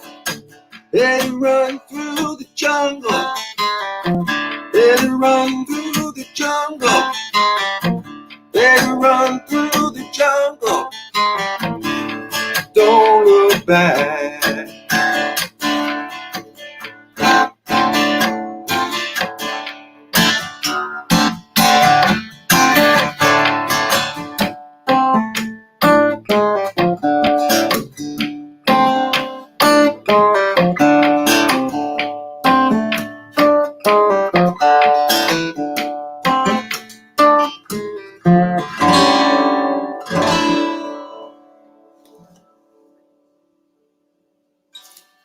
Fantastic. So good. Thank you. Who is it that I still lost a pick in their guitar in the middle of my song? I there? had to put him in. I had to put him in. Charles. He was in the green room, and he's got his guitar up like he is coming on the air. You do anything embarrassing in the green room, you are on the air. That was classic. Finn, how did you get? You got it. Hey, here it is. Oh my God, what a nightmare! That was great, Rory. Thank you. Sounded good. Sounded really Really phenomenally good. All right, everybody, unmute yourself. Only Billy Foster. Oh, there we go. Charles, unmute yourself. He's trying. There he is. How you doing, Charles? How's it going? I don't know. I'm doing good. Randy, unmute yourself. You're Yeah, muted. Randy's muted now. No, I have him muted. There we go. You know, the muting story. You got everybody muted and unmuted. You can't miss a word. And Rory, what I was trying to say was that was a great groove you set up on that song. That was really cool. That's the whole thing. Yeah, you got to. If I just play it without the little looper doing the drum beat, it just wandered. That gave you the freedom to lead and lag and shit. That was good. Yeah. Because I do lead and lag. My music is not restrained by the limits of pitch and meter. Remember, when you do any song, when you make it your own, you make it the best.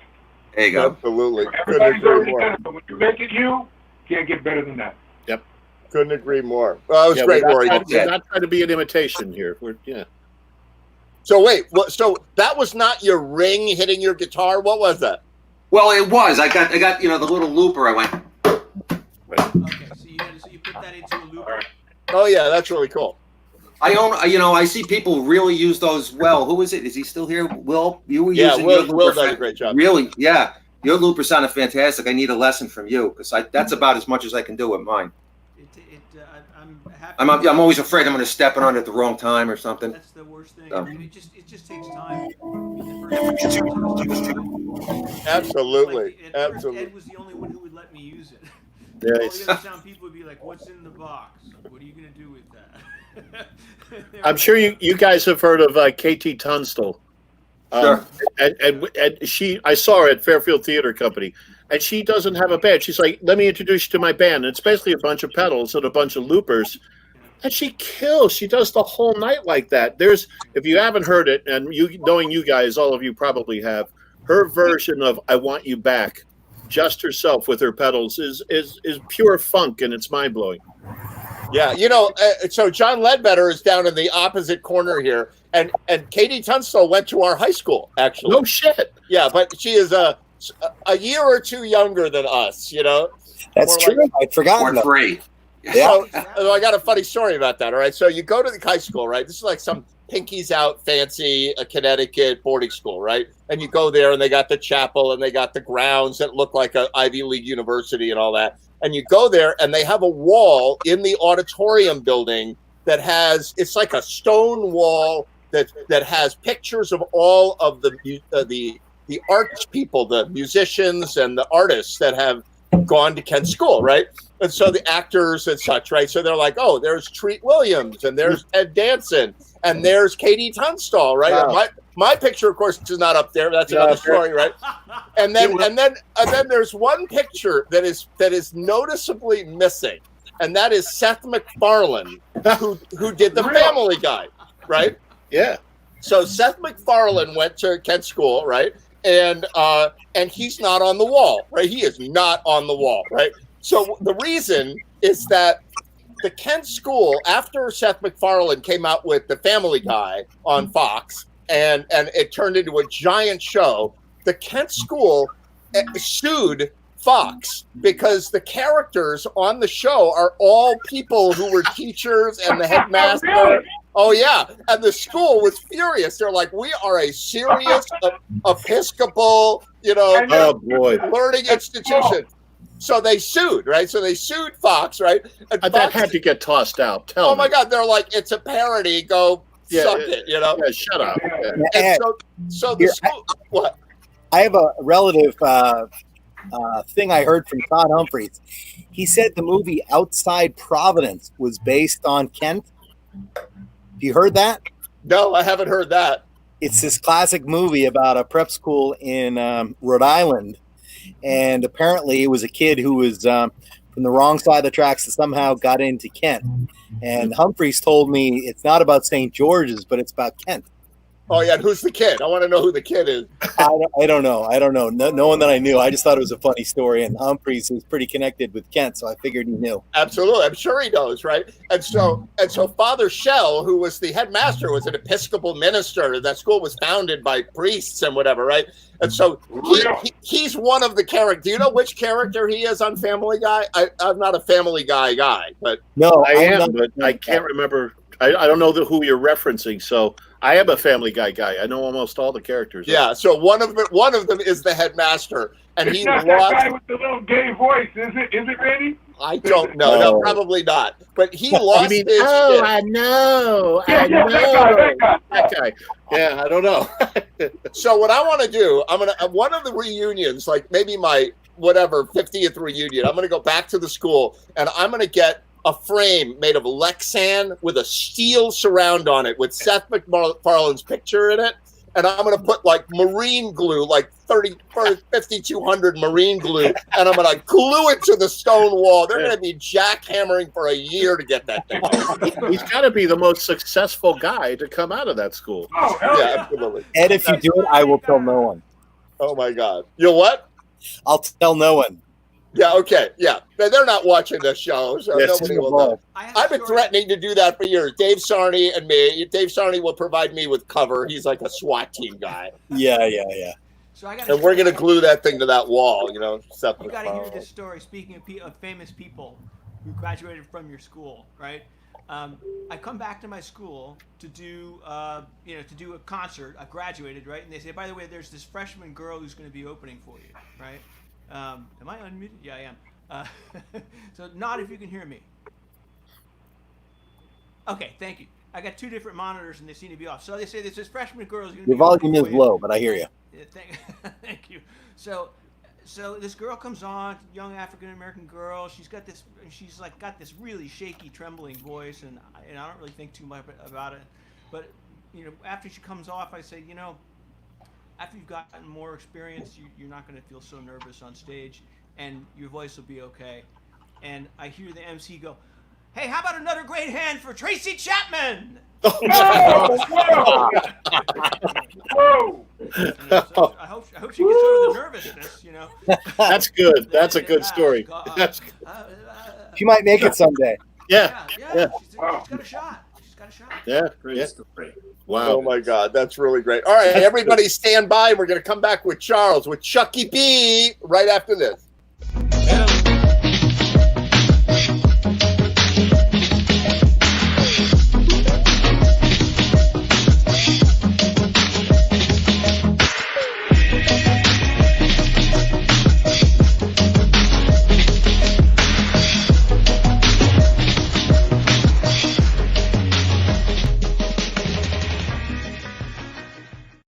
And there we are. Hey, Chucky B. What's with Chucky B today? Just trying something new. Just trying to keep life as exciting as possible. Exactly, right. How you been doing? Not too bad. Not too bad. How about you guys? Doing good. Your hair is growing back like lightning fast. Yeah, it is. I'm blessed with a decent head of hair. That's really good. I trimmed my beard. My beard was starting to turn mountain manish out here, but I have not cut my hair. I've actually got a ponytail going here, and my hair is becoming like a giant. I'm not going to cut my hair until they stick a needle in everybody's arm. I'm going to keep my hair growing until then. But that's going to be 88 months from now. So that's a good plan. Good plan. So what do you got for us? What are you going to play? I'll play a couple tunes. I'll play a cover first, and then maybe I'll play an original after that. The song has a lot of chords in it. This is another They Might Be Giants song. I love those guys. But hopefully I'll remember all the chords. Where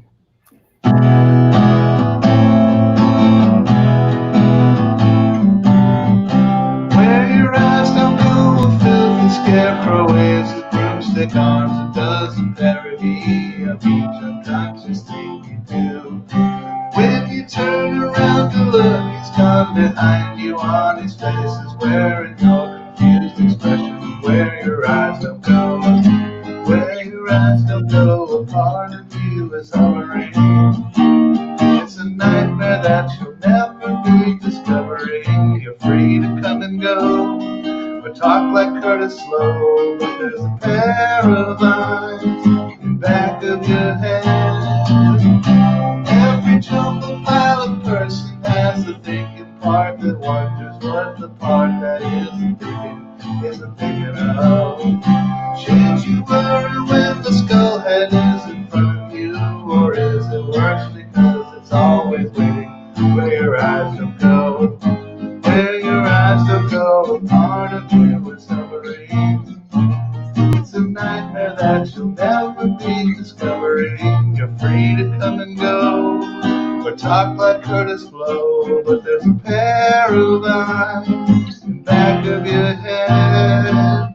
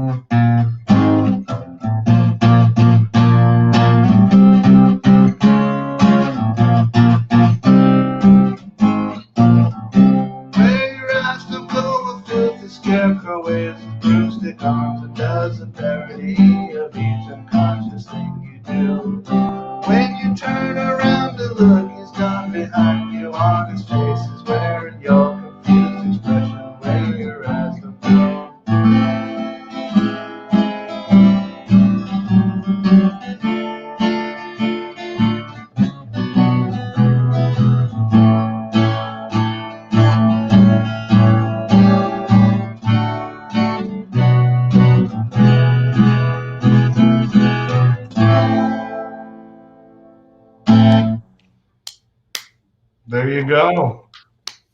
That is one weird tune. It is, and I messed up quite a few times, so I didn't really do it pure justice. Super cool. No, I really like that. Tell me about that song again. What's the story with that? It's a song called Where Your Eyes Don't Go. It's from They Might Be Giants' second album, which came out in 1988 when I was 7 years old. Wow. But I didn't hear it until much later. Yeah, I love that band. I saw them live somewhere. I want to say it was like in New York at not too big a venue. And at Brooklyn. They play in Brooklyn a lot. Right, and they had an accordion. They had the guy with the accordion, which I'm an accordion player, so I was just like totally into that band. I love them. Yeah, they're great. And they sing about molecules and crazy stuff like that, you know? Yeah, they're a big influence on my writing. I write a lot about molecules as well. I was going to say that it sounds like Charles' stuff. It's, but you know what they say, you can never trust atoms. Right. Because they make up everything.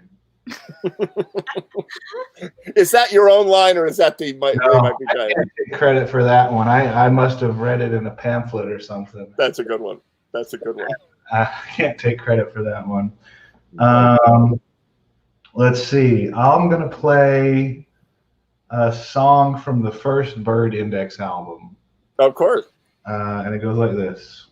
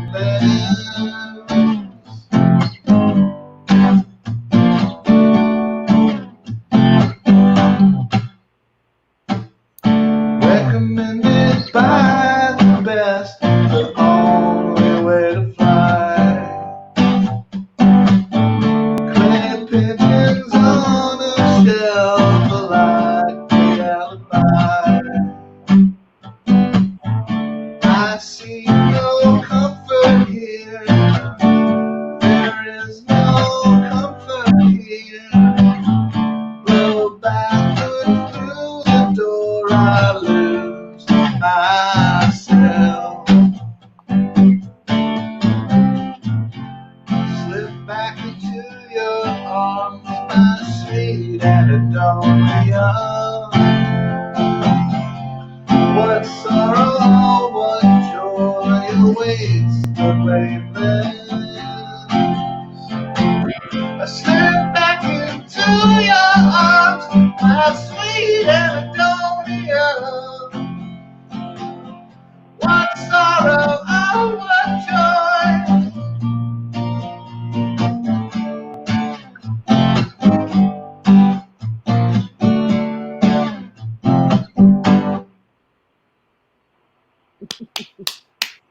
Really good.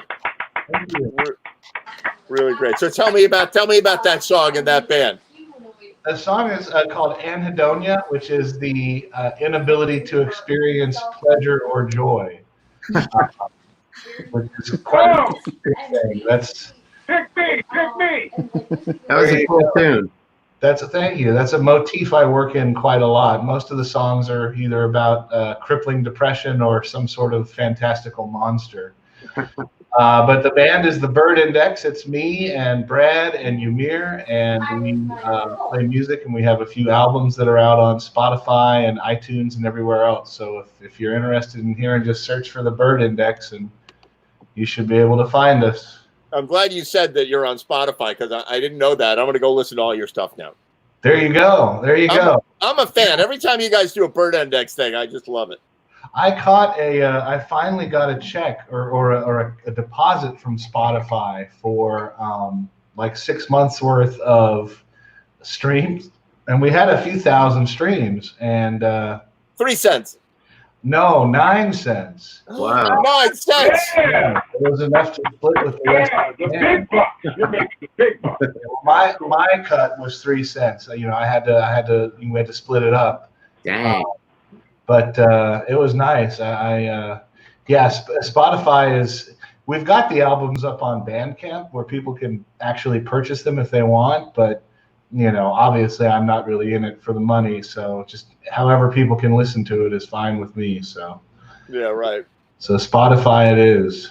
So I hope that you Venmo'd 3 cents to each of your co-collaborators in the band. No, I'm saving it for next time we get together. I got 3 shiny Abe Lincolns in my pocket for each one. Yeah, but with interest, it'll be 4 cents, and then you'll be down to 1 cent.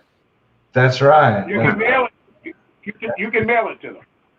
You can mail it. Here's what you do: tell them to dig through the seats in their car, and they're going to find more than you're going to pay them. Yeah, I can tell them that. It's funny because we were going to play at Bobby Q's right before everything went south. You were the one that got screwed. You were the one. You were the next week, right? But I was thinking there was hope because at that point they were like, no gatherings of more than 10 people, and I'm like, oh well, our show should be fine. Exactly. Hear you. My God. Danielle was going to be a part of that show too. Danielle was there. Yeah, that was the 20th of March, right? That was when you were going to do that. Yeah, I bet the posters are still up at the office too. It's They're like all over my desk. Someone we made posters and put them up in the office, and now they're there like some derelict ruin. Yeah, right. Exactly. There's like cobwebs hanging off the invite. Oh my God. Yeah, that's right. It was Eric Rabaska and the Light Warriors did the Friday the 13th gig. And I remember we had a conversation that day and the night before with Bobby from Bobby Q's. And he was like, should we do this? Is it responsible, or is anybody going to come? And I said, I don't know. I think everybody's going to come. I don't know. Like we won't kiss, and we won't, we'll elbow bump each other, and whatever. And then the next day, yeah, right. The next day I got hate mail from friends of mine. Like, what are you doing, dude? You're going to kill I was like, wait. What am I doing? And a week later, it went from 200 people allowed to 100 to 10 to 5. And I was like, oh God, we're going to be out of the music business for 3 weeks. What are we going to do? And now we're 19 weeks later. Yeah. 19 weeks. No hope of coming back. What's that? I was out the week before. If you remember, I just told everybody, bye, I'm not coming out. Was it the week before? Yeah, just the week before that. Yikes. How's Well, everybody? Hey, Billy. Hey, Chuck. Hey, buddy, how's it going, Mike? Good. Hey, Danielle. Hey, Winston, how you doing? Hey, by the way, Winston, I think you have your volume up and it's feeding back. If you can use headphones, that would be amazing. I'm going to unmute you. That's why I have you muted. Oh, let's try this. Hey, Winston. I've got my mic in my earbuds. Is it still feeding back? Yeah, it sounds good now. Hey. It actually sounds good. Oh, okay. Yeah. I can't hear. Great. Wait, Billy Foster, who can't you hear? I can't hear Winston. I can hear everyone else. Yeah. Billy Foster has the weird bug once in a while where he can't hear one Billy- person. Yeah, one person. You Just can't hear me because always I'm not a cuts out there. loudmouth. That's the problem. Billy. Winston said you can't hear him because he's a loudmouth. Not allowed now. I'm not a loudmouth. I miss you, I'm Winston. reserved. Good to see you the other day, even though we didn't get a chance to talk much. It was good to see you. Well, Winston can play his song, and then one of us will just sing along so that Billy can hear it. Exactly. Winston lives loud. Winston, when he comes out, he plays. He doesn't play volume loud, but like Winston dances. He just loves music, and he just nobody in the room gets that Winston doesn't love music because he does. Yeah. Well, I was always in music for the performance. You know, it's funny. Like when I was a kid, you know, I was totally uninterested in how you put songs together and theory and all this. I mean, I was like kind of forced to learn some stuff, but all I cared about was to go out on stage and just, you know, get that high that you get out of performance and make a connection with the audience. And, you know, and then later on when I got out of classical and I started playing punk, it was like, how can I like make this audience like hate me? And, you know, and get a reaction out of them, like just take them someplace where they never wanted to go ever, you know, and just put them somewhere where they just never expected to be. Should I go off and come back again? And then find a place there that you could share it, you know? Yeah, I think a healthy disdain for your audience is always. Well, my favorite compliment from the punk era was people that would come up to me and say, I hated everything that you just did for the last hour and a half. And you realize they stayed for the whole hour and a half to hate you. No, right? that was and me. That was great. That was me at the Willows. I said that to you. That wasn't your punk days. That was when we. Oh no, that wasn't me. Never mind. No, forget I said that. That's what you know, Jim Morrison used to do, and everybody loved him. So. Well, it's better. Arrested. It's better to be hated than to be ignored, right? So one of the. Absolutely. That was a long time ago. Good old Jim Morrison. So Danielle, what are you going to do? I want you to get suck you with a bunch of guys in here, and you got to entertain them. Should submit this to the news or something. What's that? Nothing. It was a bad joke. All right, hang on. Somebody's got something going on in the background. Everybody mute your microphones except Danielle. It's not me. I'm so alone. Can I say something to Danielle though? Yeah. Can I be heard? Yes, Randy. Oh, cool. Now I've loved all your stuff. We're never on at the same time, or I'm usually off when you finish. But I really enjoy every one of your performances, and I love the quality of your voice is awesome. So I get to say that now, even before you start. There you go. Thank you, Randy. I appreciate that. Don't mess it up now. Okay? Yeah, exactly. Wow. No pressure. It's hot in here. Exactly. So what are you going to do for us, Danielle? I think I'm gonna play a couple of my own songs. All right. All right. Yeah, good stuff. So where are you? Are you still up at the Cape? Yeah. Until tomorrow. Driving back, I'm selling my horrible car to Carvana so I can finally get it out of my life. And then we're back up here. Hang on. What is Carvana? Oh, come on. Are you kidding me, Ed? No, I'm not kidding. I used to be in the car business for a while. I'm older than you, and I've heard of Carvana. Come on. What is Carvana? Randy Stone, tell us what Carvana is. It's essentially like an exchange to buy and sell cars online. That's amazing. And they sell them in vending machines, right? That's right. They have a vending machine. Yes. car vending machines. Yes. That's great. Ed, it's like the new way to buy and sell your car. Yeah. I think that's exactly what they say in their commercial.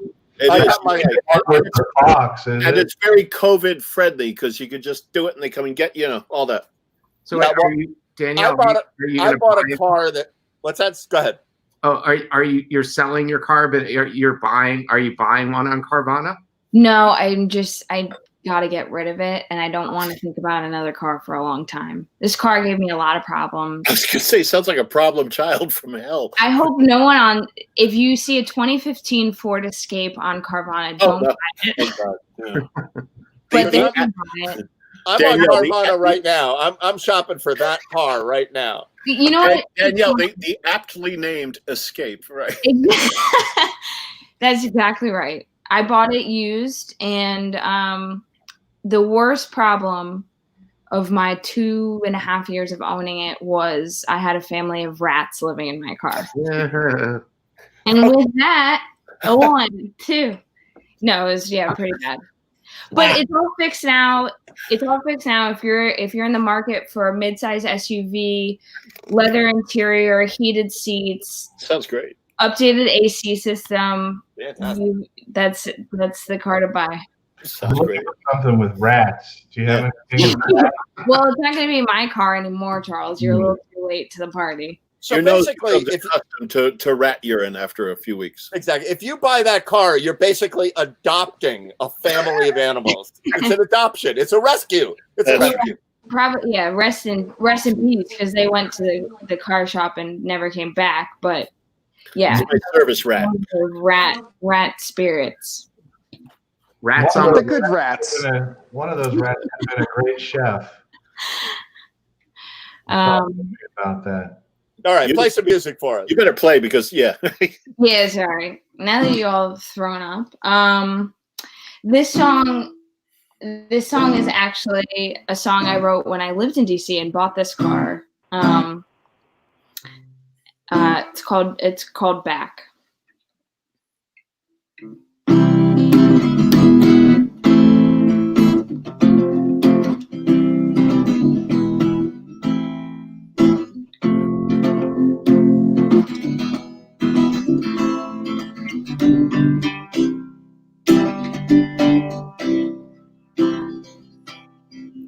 Wake up today alone, with you beside me, misery unknown, so deeply hiding, misty-eyed days I cried, words inside that I cannot let go, love you more than you know. Drive down city streets, picture perfect, and know my heart still beats. Don't feel it working, stops and horns, mental thorns. I'm so on and I cannot admit that I still feel like shit. They said, just be stronger, just take it slow. Give it time, girl, there's no way you know. I know this isn't me, so I'll get back to where I wanna be.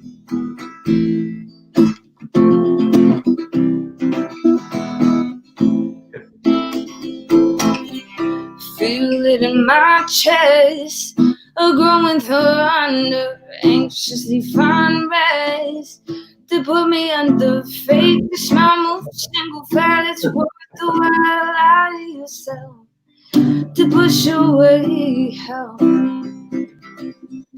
Tighten up your fists, fight the world around you. Take off all your lists, let the things about you take it down straight to the ground without a sound. Open, you just stand still, swallowing every pill. And I'm not waiting, not laying low, but hesitating, I'm losing control. And I'll get better, have time to breathe.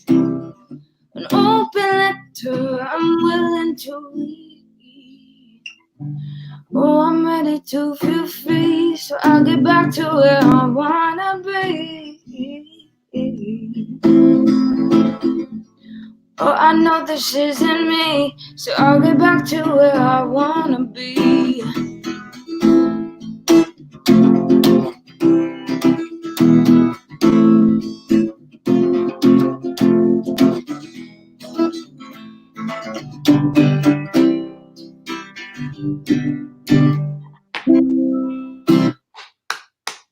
Yeah. Yeah. Fantastic. Sad song. Fantastic.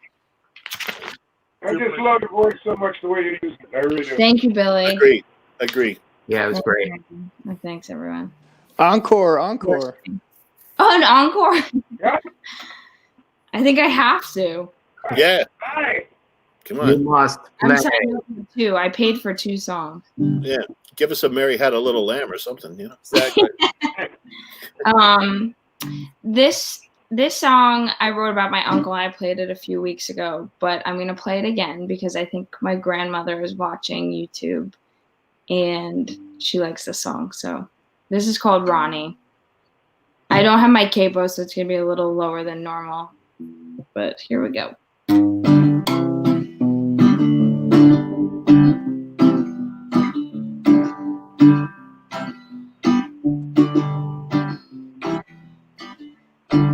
I wonder if you see what I can see. I sit here waiting patiently for a bright light to hit my face. So I wait patiently in place.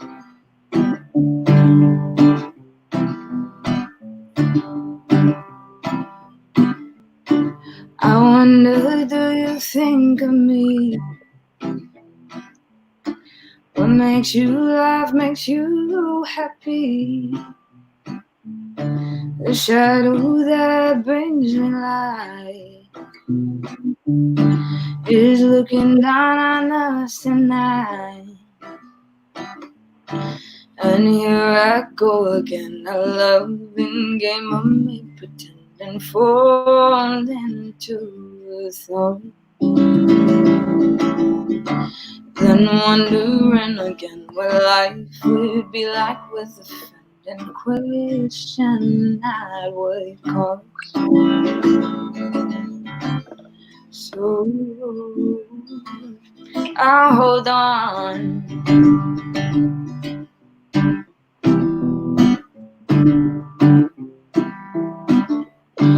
I wonder how it makes them feel when life moves on in the surreal. I try to smile and it makes me tear. So I wait patiently right here. Ooh, I love you.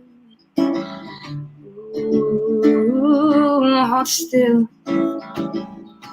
I see that smile, those familiar eyes, and I'm tranquil. I see that smile, those familiar eyes, and I'm tranquil.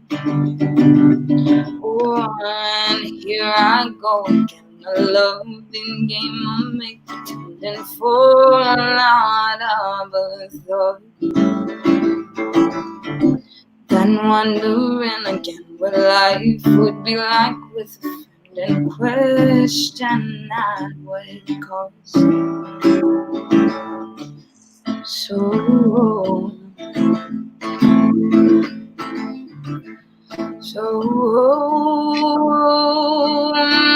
now hold on.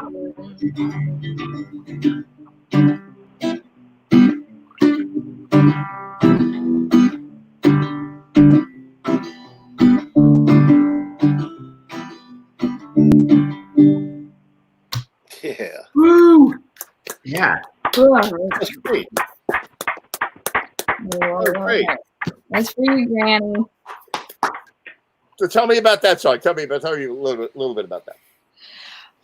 That's about my uncle who passed away right after I was born. He served in the Marines, and he was in a plane accident. But from what I hear, great man, and obviously wish he could have been in my life. But we keep him around otherwise. Very cool. Beautiful. Beautiful song. I like Randy's idea. Cheers. Exactly. We're drinking wine tonight. Even Billy Foster's drinking wine tonight. I can't even believe it. Look at that. Oh my God. Pinky up. World coming to. I don't know if anybody else hears it, and I mean this as a supreme compliment. Every now and then there's a flash where I would say Nora Jones sounds like you. I've heard that before. Okay. Yeah. Thank you. She's one of my favorite voices. I mean, that's one of those singers. She could sing the phone book, and I would like it. She, I just love her voice. Yeah. And that's what her voice does. I'm with you. I'm still blushing. I haven't stopped. So Good. You should. Hey, blushing took me a half hour. Yeah. Don't even pay attention.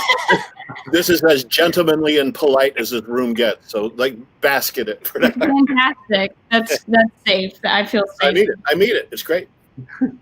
Thank Good you. stuff. Hey, Danielle, you want to hang out and watch this video that I'm going to put up next? Yeah.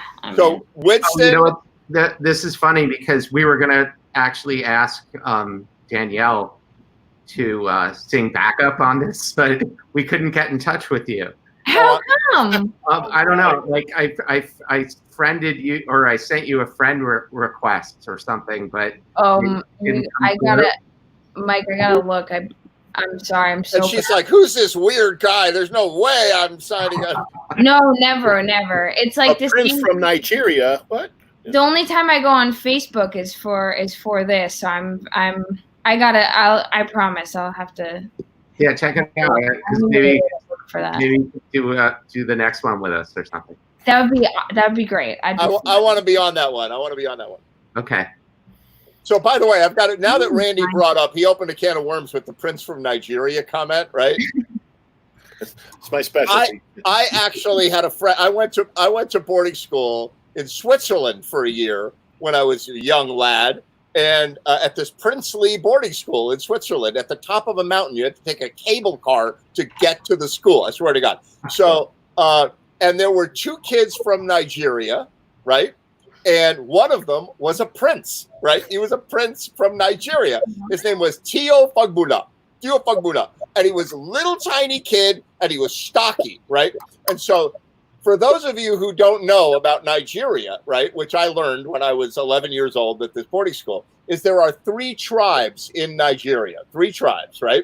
You've got the one tribe where they literally sit in the parliament with spears, right? Like I swear to God. And his dad is the king or whatever, or like the of that tribe, the leader, the chief, and he has a spear. All his guys sit in the parliament with robes and spears, right? And then you have the other tribe that hates them, just like we do it. Just like, you got one group that just friggin' hates the other group and vice versa. And that they all wear Armani suits, right? They are snappy dressers, right? And my other friend, Louis Amorti, was one of that group. What's that? Snappy suits, no spears? Yeah, well, no spears, no suits. They were like, we are a modernized country, and they wear like the best shoes and the best suits and the Rolex watches and the whole thing, right? And so here you have these 2 kids, right? Imagine for a moment you have like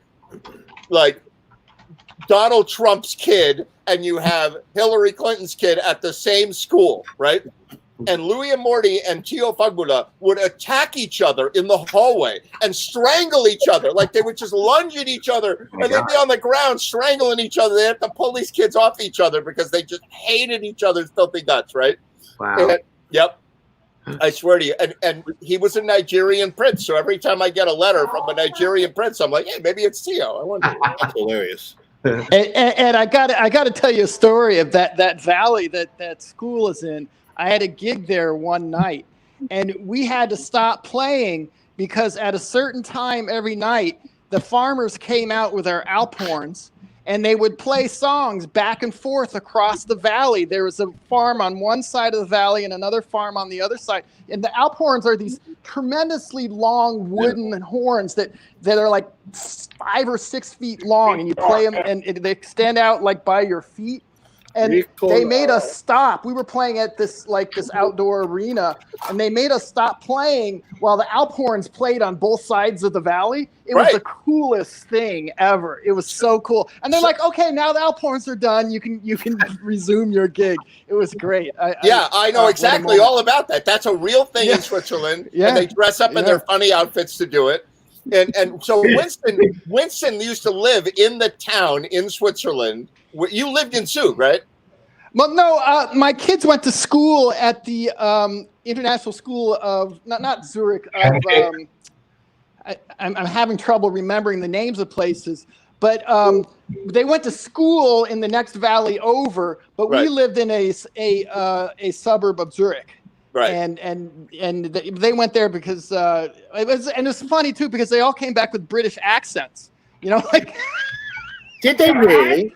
I loved living overseas. It was so much fun. It's great. Well, my school, they should have gone to my school. My school was and I had an American section. It was not British.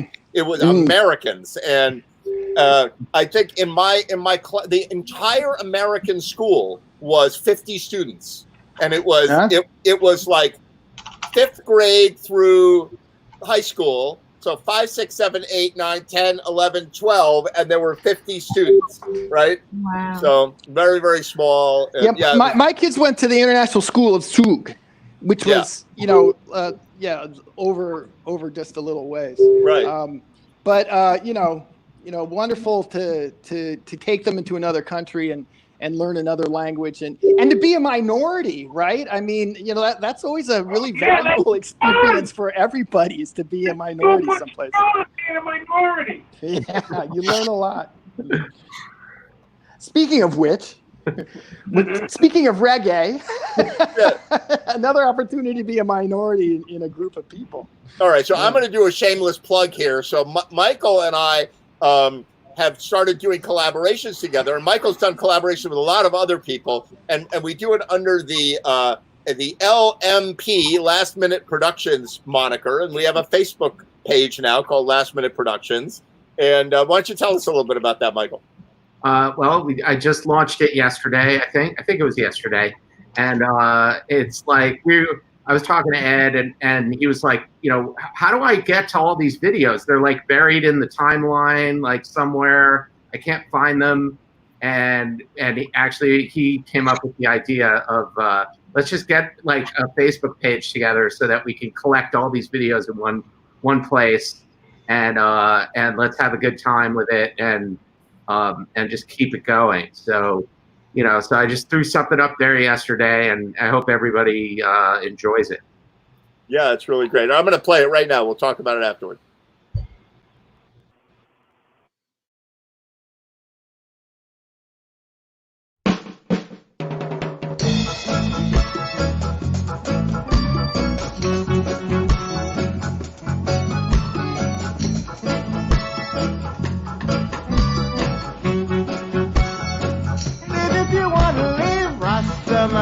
Vibration, yeah, positive.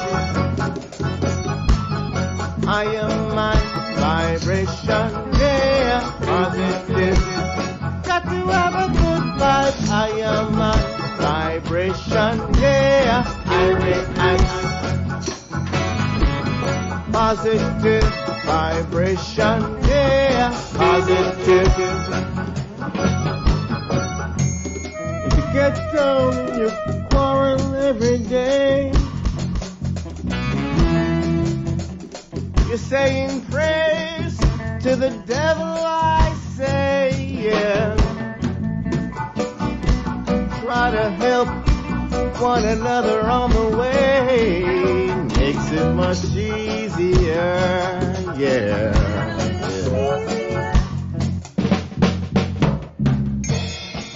So you just can't live that negative way. If you know what I mean, make way for the positive day, yeah. 'cause it's a music day, yeah. New time says it's a new feeling. New sign, oh, what's a new day? Pick it up. Are you picking up now? Your love, protect us. Your love, protect us. Your love, protect us. Rastaman vibration, yeah, positive. I am man vibration, yeah, positive. Positive vibration, yeah, positive vibration, yeah, positive. Picking up. Are you picking up now? Picking up. Are you picking up now? Whoa, your love, protect us. Your love, protect us. Picking up. Are you picking up now? Picking up.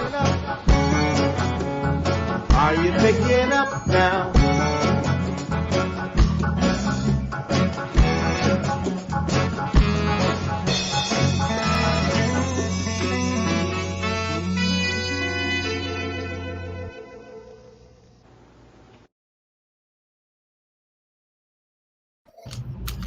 Super good. Outstanding. That was fun. That was a fun one. I actually bought this triangle for the song. It's hey Chucky. Because in the song, in the actual song, there's a triangle. So I went out and I bought this. I don't know if you could hear it, but it's in the mix, like in the song. And nice. What is going on over here? That's what I want. I'm glad you asked. He needed a new hobby. So, Michael, do triangles come in any other geometric shape? I think they come in is that a trick question? Because I think it is. I didn't, I was never very good at rhombus and trapezoid, and I guess I'm going to say no. I want to know if you can buy like a circle. Like you go to a music store, you're like, I want to buy a circle, and they're like, what's that? You're like, I want to buy a circle, a metal circle that I bang on. Why do they have to be triangle? If it's a real music store, they'll be like, take the band's money, please. We'll find something. Ken Kesey had one. Oh my God, the LSD has kicked in over here. Who else is in the video?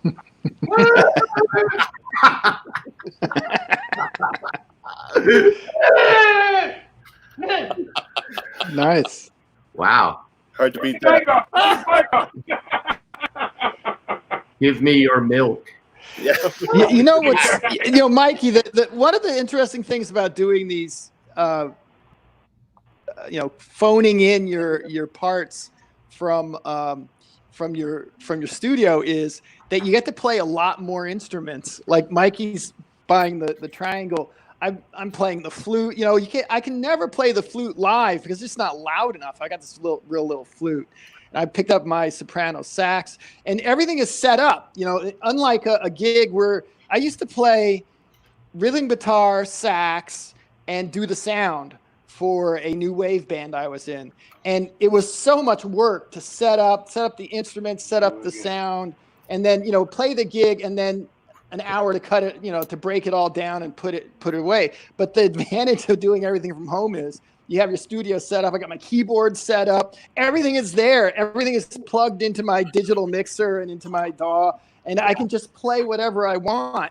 That is it. I mean, I love to play live. You guys know me, right? I mean, I love the community. I mean, I'm in love with everybody that is part of this musical community, and I miss that tremendously. But I do like the ease of just being able to play different things and play simple stuff, like this reggae song, and just put nice little pieces in. You have all the time in the world, and the equipment's all there, and you can just phone it in. It's kind of nice. I loved what you did on that. Went with the he came up with some parts like in there, and then together Winston and I came up with a part that's not actually a song. That was pretty funny. Like Mikey's singing me the part he wants me to play. I'm like, okay, go ahead, sing it. And I like to say, okay, we can add that to what I do actually for a lot of these is I'll go out there and I'll listen to a lot of different versions, covers, or what have you, and I'll pick out lines from what other people have done and then something that might occur to me. I'll take the best parts. And, and I have time to do this, right? We're working on another song. I'm about halfway through. I picked out a lot of parts from different things. And then if Mike sings to me, I'll add that in as well. So, yeah, Randy, any of you guys can sing to me. We have, so it was me on drums, Winston on sax, right. Our friend Joe Mack on bass, and he is also singing it. So he did two. That was him. So he was playing bass and singing. And then we have Carl on guitar, and Carl did two different parts. So he has what's called the stuck line, and then he did the skank. So there's two different. The stuck line is mirroring the bass line. It's kind of picking the bass line. Yep. And then the skank, is the other one. And then we have Karen, who's playing two keyboard parts. Yep. And she's also singing 3-part harmony. That was great. And maybe next time we'll have Danielle in there. Nice. Yeah, and that was interesting too. So Karen put her parts in last, and the very first thing I heard from her keyboards when she phoned that in. So in reggae, there's something they call one drop, and it's this fascinating rhythm about reggae where the first beat of the measure usually gets the least emphasis. It's exactly the opposite from funk, where first beat of the measure, bam, right? In reggae, it's it's kind of implied, and it's so weird. So the first thing you hear out of Karen's keys, though, is a chunk on the third beat of the measure, and that's what gives reggae this feeling: is the one drop and the emphasis on the 3 of the measure. And that's what it's like when you have somebody who really knows, Ed, I know, you've talked about this. Somebody who really knows reggae, they heard what we were doing and they said, oh, we're missing the 3. And then, 3-part harmony and all the rest of the stuff. It's great collaboration on that stuff. Hold on, what's that thing called? It's called the one drop? What? How do you spell that? Right. Nobody told me about that. That's the one drop. I didn't even know what it was. It took me in Switzerland. They don't teach you the one drop in Switzerland. I got to tell you, Ed, we played in a reggae band for a year before I realized I didn't know what I was doing, that I didn't know how to do it. It took me a year to hear it well enough to know that I wasn't playing it. And then it took me another year to try to figure out, how to make it better. But when you have somebody like, Karen and others around you that really know what they're doing, that helps. Well, it was a lot of fun. Definitely, to do that, and I'm. So Eric, I see Eric joined us, and the Light Warriors are playing at the park. What, this weekend, right? We played 2 weekends ago, actually. Oh, 2 weeks out of date. So but sorry. Right on. But they're going to be playing it. They're going to be back at the park, Winston, in 2022. So don't miss that one. All right. So soon. How you doing, Eric? Gigs. I'm doing good. How's everybody doing? Doing good. Good. Good to see you. All 8 of us. Yeah. What's up with Chucky? What is that? I'm digging it. Oh my God. Hey, I have an animal. I got to get an animal. I don't know. I got animals around here somewhere. But. So, Eric, why don't you play a song for us, Eric? Play something for us. All right. I'll do a Dylan tune.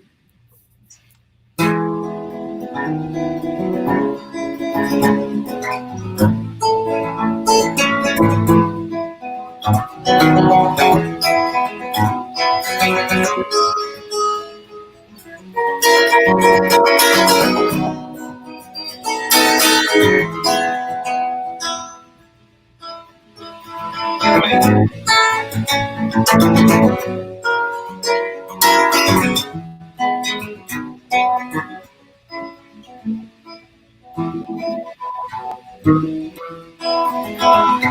it ain't no use in sitting wonder why, baby. Everything you don't know by now. And it ain't no use sitting wonder why, baby. You never do anyhow. When you rooster crows at the break of dawn, look out your window and I'll be gone. You're the reason I've been traveling on. Don't think twice, it's alright. Yeah, ain't no use in turning on your light, babe. That light I'd never know. And it ain't no use in turning on your light, babe. I'm on the dark side of the road. I wish there was something you would do or say. Try to make me change my mind and stay.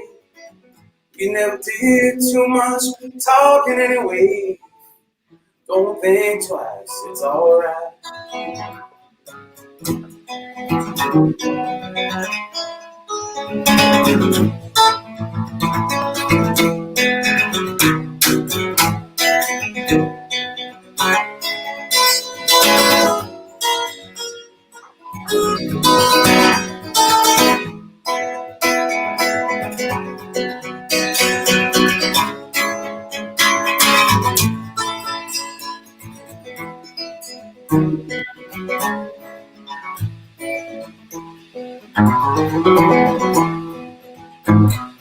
What ain't no use in calling out my name, gal,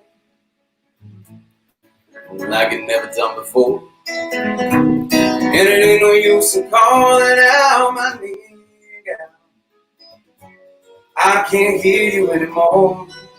Now I'm thinking one, walking down the road out alone. Child, I'm told I gave her my heart, but she wanted my soul. Don't think twice, it's alright. So long, honey, baby.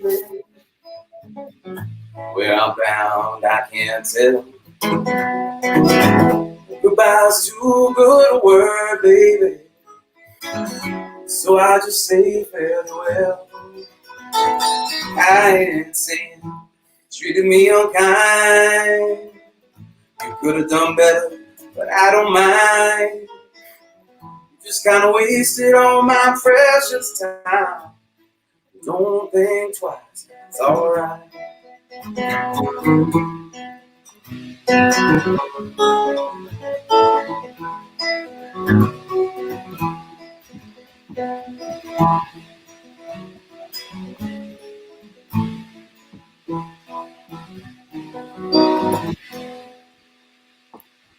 There you go. Right. Hell yeah. Hell yeah. I'm still trying to remember it, you know, but it's coming along. I play with someone who basically says every Dylan song is like trying to memorize a novel. Yeah. How are you going to fit? Lyrically. How are you going to fit that into the Light Warriors? Yeah, but I'm gonna rip off. I'm gonna rip off Billy Foster, who says, "You made that your own. You took a nice standard that everybody knows, but you made that your own." That was really cool. Oh, thank you, Randy. Appreciate that. It's nice to see everybody again. How's Nice everybody to see holding up? anybody other than the UPS guy. What? Do another one. Yeah. Yeah. All right. Let's see. And we're all going to say goodnight to Danielle. She's going to take off. Good night. Hi, everyone. All right, Danielle. Great job. That sounded great. Great guitar work. All right. Super good. Good to see you, Danielle. See you soon. Bye. Hey, buddy. Thank you. All right. What do you got, Eric? You got another one? I guess I'll just stick with Dylan. Yeah.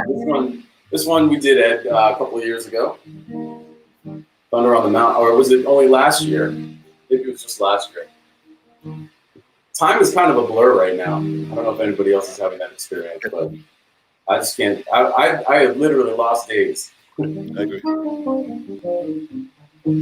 Anyway, this one's called Thunder on the Mountain.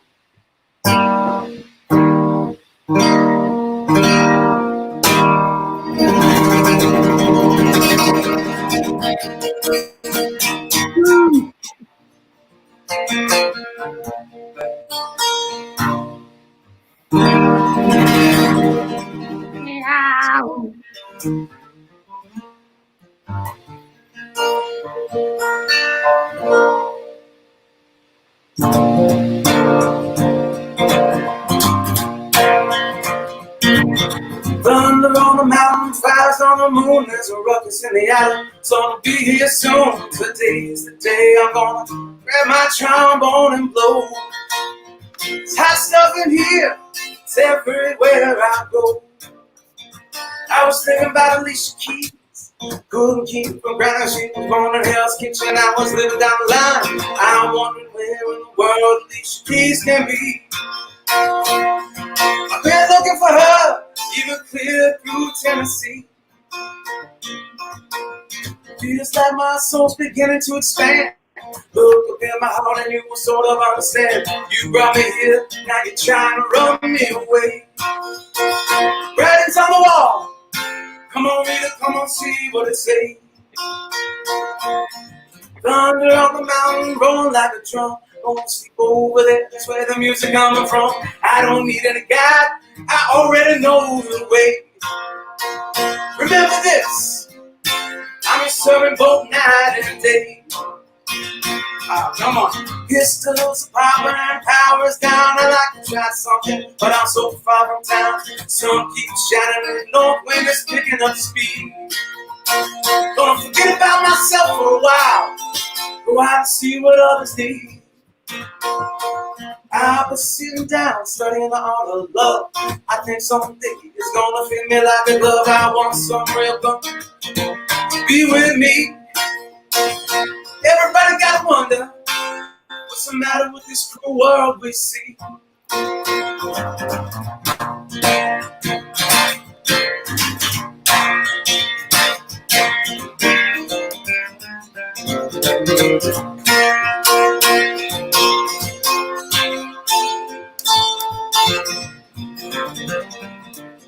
Thunder on the mountain, going to the ground, gonna get up in the morning, walk the hard road down. Some sweet day I stand beside my king. I wouldn't betray love or any other thing. I'm gonna raise me an army, some tough sons of bitches. I recruit that army from the orphanages. I've been to St. Herman's Church, said my religious vows. I sucked the milk out of 1,000 cows. That got the pork chop, she got the pie. She ain't no angel and neither am I. Shame on your greed, shame on your wicked schemes. I say this, don't give a damn about those dreams. Don't you know about heavy as can be, mean old twist of bearing down on me. All the ladies in Washington, they're scrambling to get out of town. Looks like something bad gonna happen. Better roll your airplane down. Everybody's going and I wanna go too. I don't wanna take a chance with somebody new. I did all I could. I did it right there and then. I've already confessed. Ain't no need to confess again.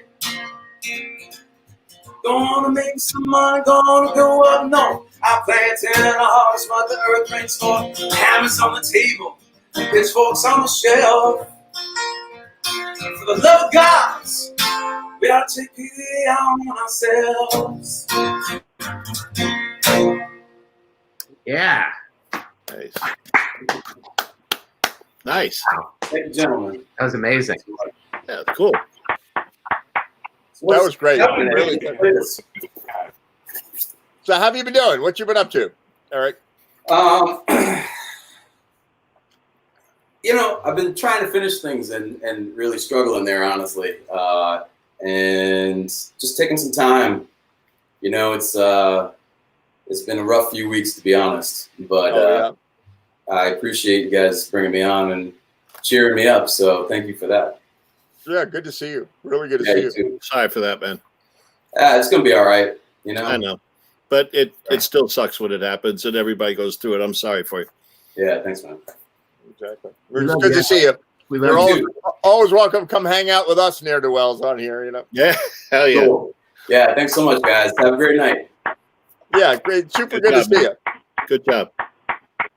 Cool. So I'm going to show a video here that Randy Stone sent me, Huh? and it says "happy ending." What is the story with this?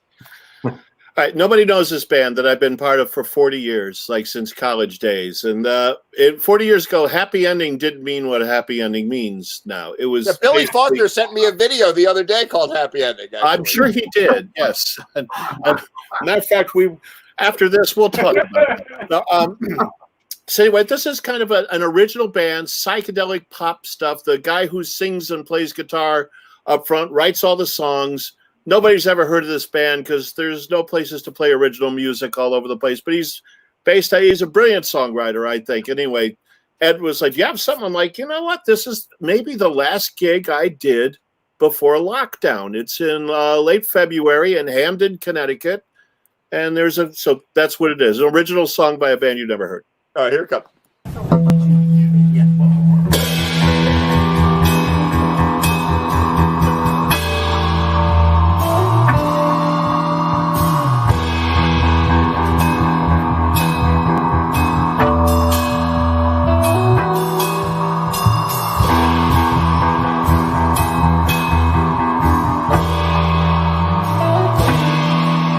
Sometimes our lives just don't make sense.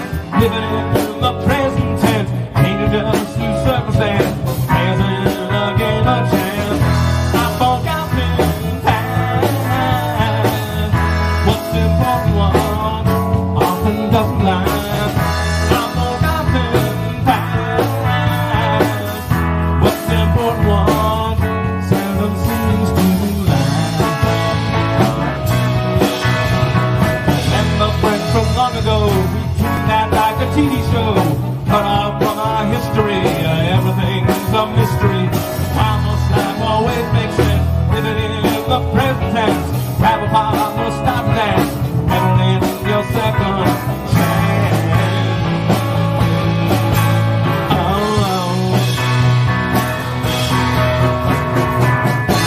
The fading of a memory. I'm losing touch. I lose so much. To Mr. Hazy, Africa, it slips away. It cannot stay like this, forever. I've forgotten past. What's important once often doesn't last. I've forgotten past. What's important once seldom seems to last. Hold on to our fine style. Don't let the sweet taste turn us out. Cultivate a fiery red for others we just can't forget. Present is its own reward. Always going overboard. Changing just through circumstance. Players in a game of chance.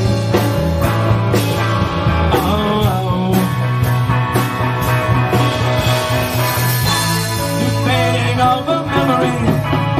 I'm losing touch. I lose so much. To Mr. Hazy, Africa, it slips away. It cannot stay like this, forever. I've forgotten past. What's important often doesn't last.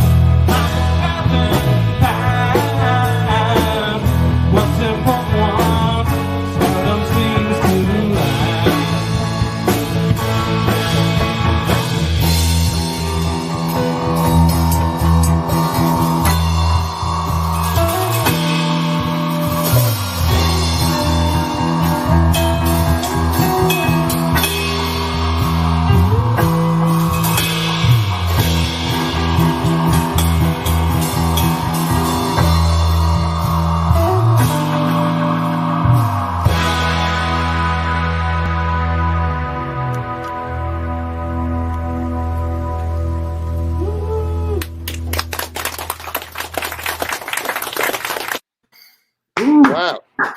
brilliant. It came with its own applause. It's amazing. It did, yeah. No, but that's the guy's name is Hank Hoffman, who leads it and fronts it, and there's Tom Smith on drums and Richard Brown on guitar. The fun guys. It's like, old mates. We get together and we tell old stories. We play a little music and kill 2 bottles of wine at every practice. It's fun. That's Where's really Hank awesome. from? Hank is Where's the actually singer from? originally he was from down closer to here. I think he was in Southport. And then he was in New Haven for a long time, and now he lives in Wallingford. Hey, Yeah, Kenny. looks familiar. He's a good dude. He's a really good songwriter. For it's psychedelic pop, late 60s. Actually, yeah, God, Billy, I would love to. You give me some thoughts, man. If you have spare, I would love to hear you sing some of his stuff. Oh yeah, that'd be cool. Yeah. Anyway, what's the cat's Boy, I'll name? give anything a try. That's Picky. It doesn't involve my right hand. Becky. That's Picky. That's my cat, Picky. I should have known. Yes. Becky. There we go. Little piece. So That was cool. great. I've never heard of that band in my whole life. How did I not hear about that? We got a couple of albums out. Actually, the first incarnation of that band, there's a vinyl single that we did, 79, 80. I don't have a copy. It turned up on eBay. It's a collector's item. I got outbid on my own single. It went for over $200. I'm like, what the fuck? And by the way, it's not the. That's all right. That's great. That's really cool. That's really cool. All right, I'm going to play something. You guys get to hang out. I'm going to play you something special that I put together with Billy Foster today. Oh boy! Yeah, cool. Why don't you tell us what we're about to look at, Billy? Well, we were playing. We got this gig at a place in Greenwich called Bar's Paradise Cafe. Now, the band was 11 pieces, and the back of the room was the dining area. We played in the bar area, which housed maybe 40 people with an 11-piece band. And at the end of the night, everybody was kind of leaving. We were having fun, and there's this girl from England that came there, and Lorraine. And Steve Faccio on saxophone, and Al DeMarco on keyboard, and I were talking about Bobby Caldwell's song, What You Won't Do for Love. And we said we'd like to try it, but we don't want to do Bobby's arrangement. And we were just pushing back and forth on what you'd like to do. Now the band's packing up, walking out. People are walking out the door. Some talking, and the three of us are talking about it. So Al starts playing the keyboard. Sage stands right up and just blows the sound. You can't see it. The timing is off in a couple of little places, but the main thing is we never did it before. We only did it that one time. And we were looking at each other for cues and timing. Every time you hear a little cue in the timing, it's because somebody looked away. But I love it. I don't like hearing it myself. But I love this piece because it's all Chickahominy, and we never did it before. It was all off the cuff, Nice. and we never did it again. Bring it. Cool, man. All right, so I'm going to play this sucker for us all here. And let's see. Where is it? There it is. And, oh, yeah, look at that. Here it comes. All right, bear with. Here it is. You guys head for the door. This is for you. It's a good night play. This is dedicated to Lorraine. You guys can hear it, right? Yeah. All right, good.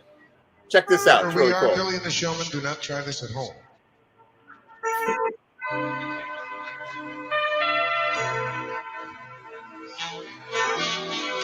Mr. Al DeMarco on the keyboard, Mr. Steve Sacci on the alto saxophone, ladies and gentlemen.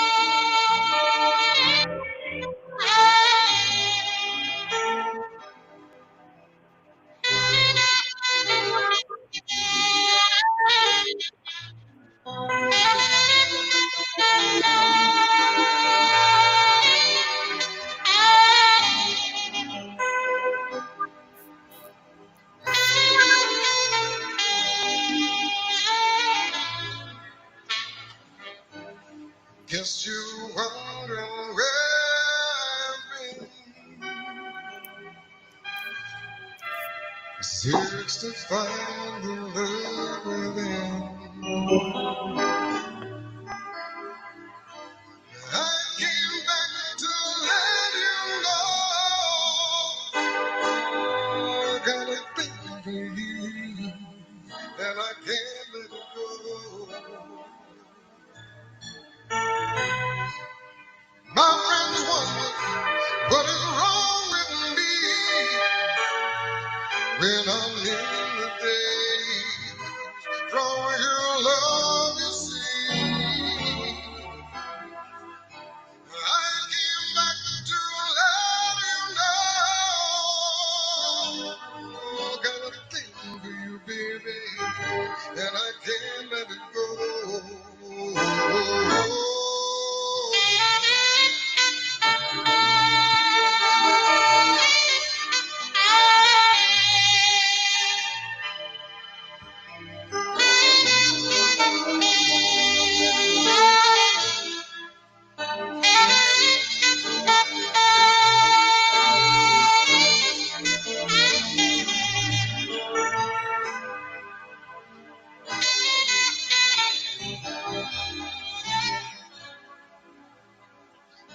Some people go around love, they can never find their dream love.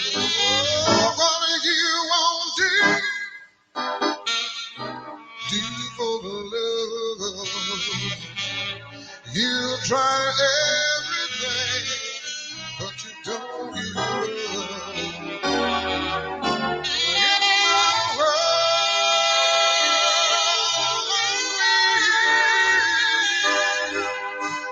would make me do for love what I would not do. Make me do for love what I would not do. Make me do for love. Oh.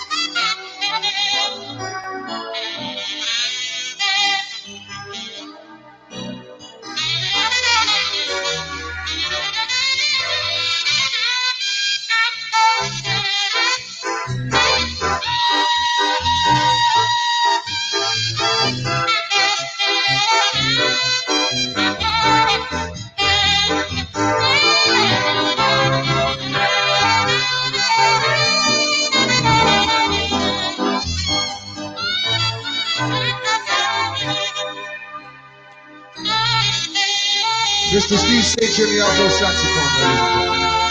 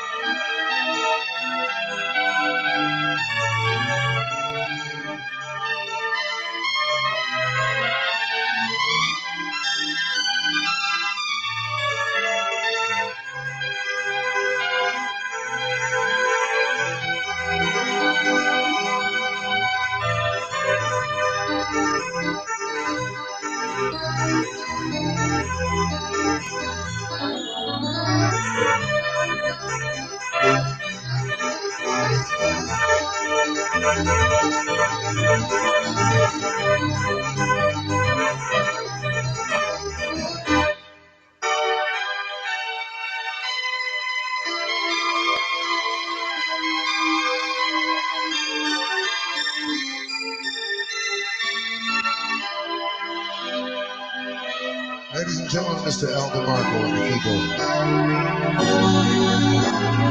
I know I hold the road the best is true. I can't believe the thing I do for you. What you won't do for love. You try everything, but you don't give up. Oh, in my world, that's only you would make me do for love what I would not do. Would make me do for love what I would not do. Would make me do for love what I would not do. Would make me do for love what I would not do.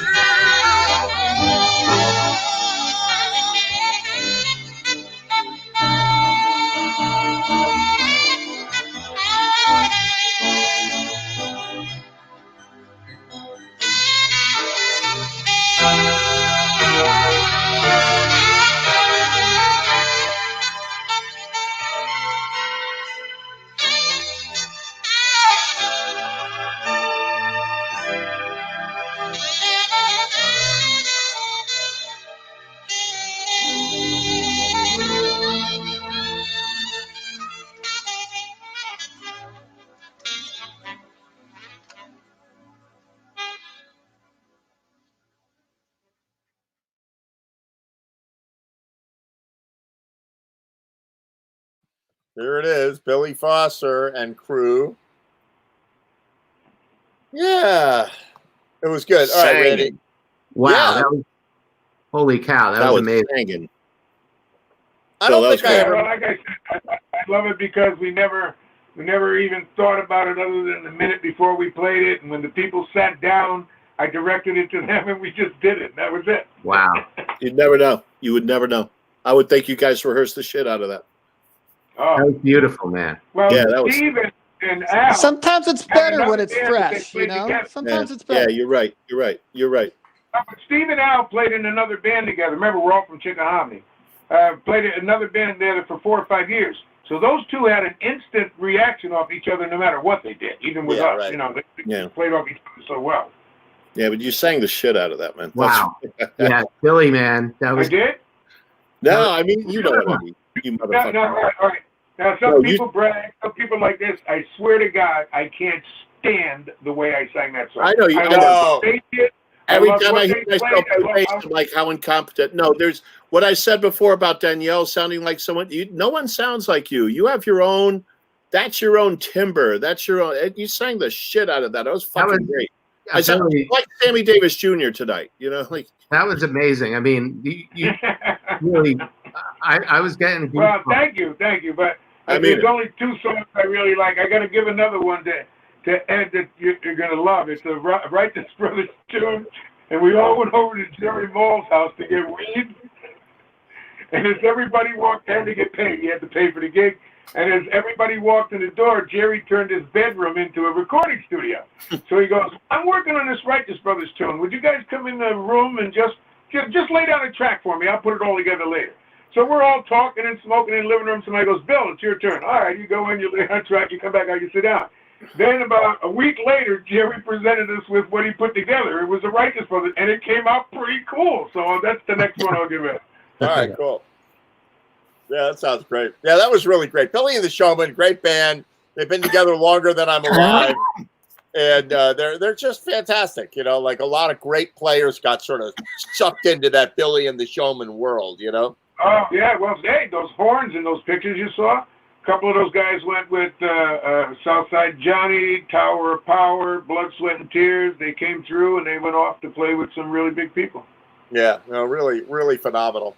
Really phenomenal. I miss it. You know, every once in a rare while, you guys ask me to play a gig with you guys, and I hope that happens when we come back. You know what pissed me off?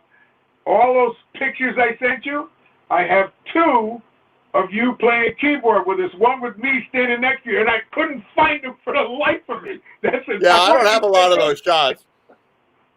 Yeah, no, that's it. That's super fun playing with Billy and the Showman. And that sax player, I'm not sure I know that guy. Have I met him before? Well, no, to tell you the truth, now you hear how good he is? That's Steve Sates. Sates now writes jingles and things for TV and stuff. A phenomenal player. When Sates decided he wanted to go on his own and do his own thing, we searched for somebody that had a really unique sound that was like his. And guess who it was? Joe Mayo. Oh, wow. Yeah, Joe Mayo replaced him, and he kicked ass when he was with the Showman, too. Yeah, right. No, that's really cool.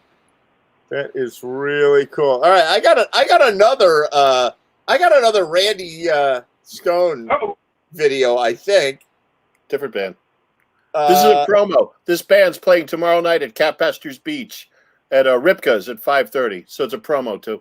Oh yeah? Yeah. Hey, Okay. And that is the end of my gigging future for God knows how long. My It's outside, it's on the water. They're taping out, distances for band members and the crowd. They're doing it right. No dancing in the tent, outside the tent. They're doing it right. I played no, I didn't play. I went to a bluegrass festival in Nova Scotia, Canada, near my house up there. And it was held at a farm, and a huge, beautiful farm. And they had this giant bluegrass festival with thousands and thousands of people and tents and a big stage and the whole thing. And there were signs all over the place. It said, absolutely no dancing will be tolerated. Because the people who gave them the farm to do the festival are religious and they don't approve of dancing. Oh my God! Yeah, no dancing. I went there. My date, my girlfriend at the time, was a professional dancer and choreographer. Oh boy! And so she was like listening to the bluegrass music, and these are guys like they're in matching suits and like it was a serious bluegrass festival, and she starts like, wiggling her hips a little bit. And somebody came over and said, I'm sorry, you can't do that here. Whatever. Like they were very, very serious. They didn't want to get canned for the next year, Just the notion of anyone coming over to any woman who's wiggling her hips and telling her to stop is just. I'm gonna nail the guy. There's the Lord, you don't want the Lord, being angry. Let those things move. Yeah, exactly. Hey, dude, I don't want to see you wiggle your hips. Like, come on. Exactly. Nobody said anything to me. I was dancing my ass off. Nobody said a word. I gotta get going, guys. All right, Michael.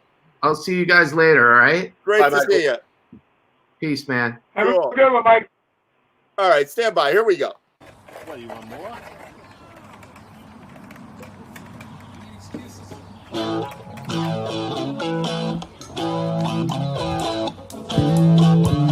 No matter what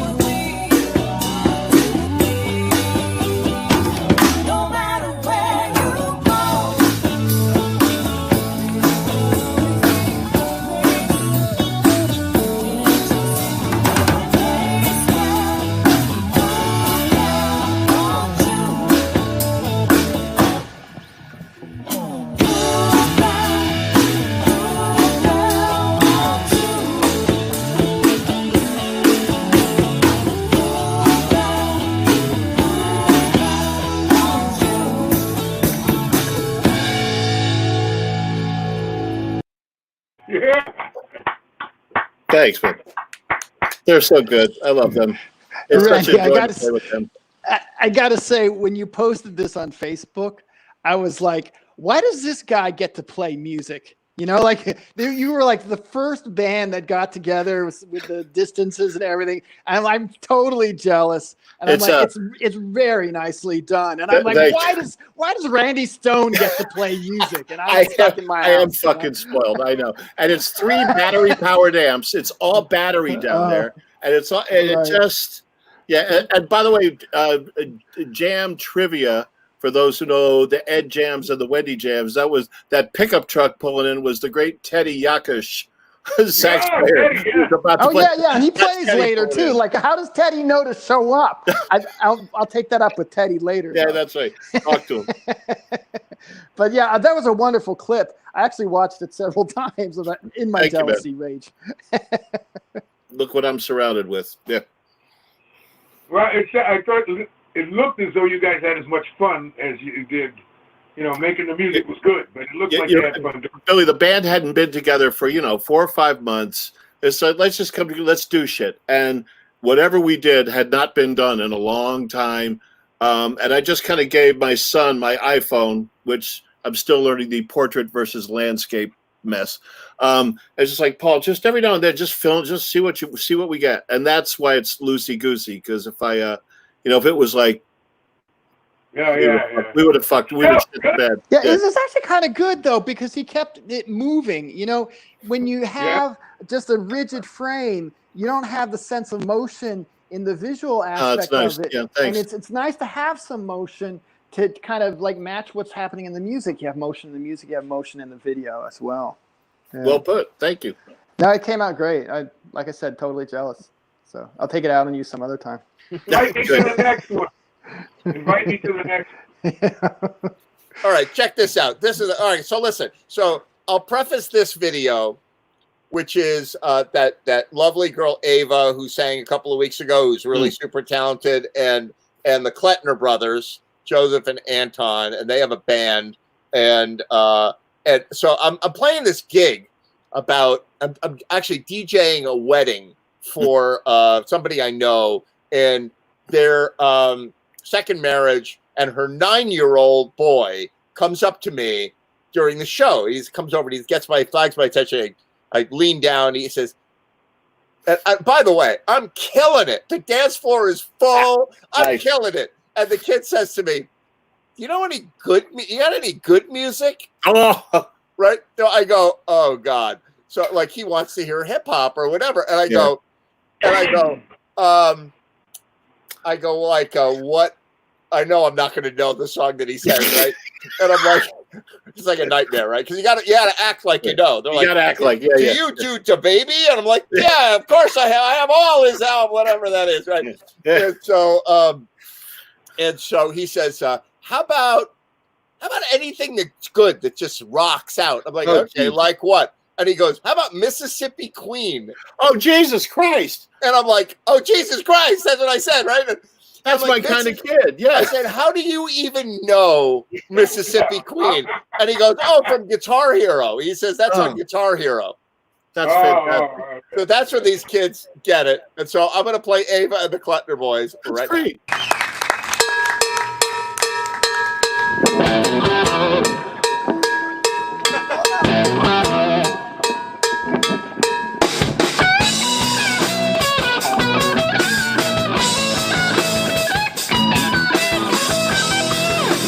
Mississippi Queen, you know what I mean.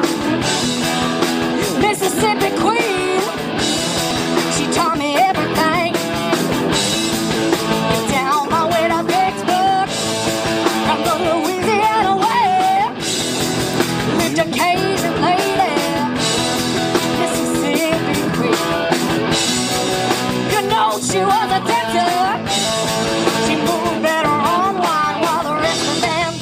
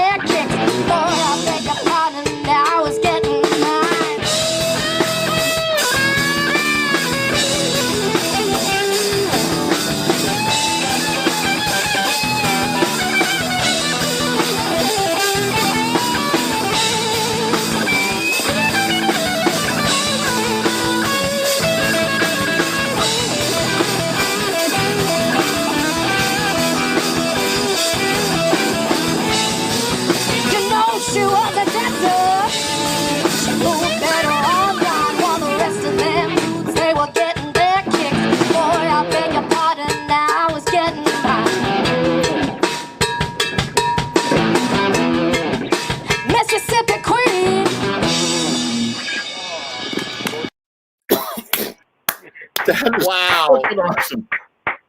Jesus. That was perfect. I love how they can't stand still. They just don't have it in them to stand That was still. guys, can you imagine having to follow that? Oh my God. Yeah, right. Oh, That was That's awesome. that girl can sing.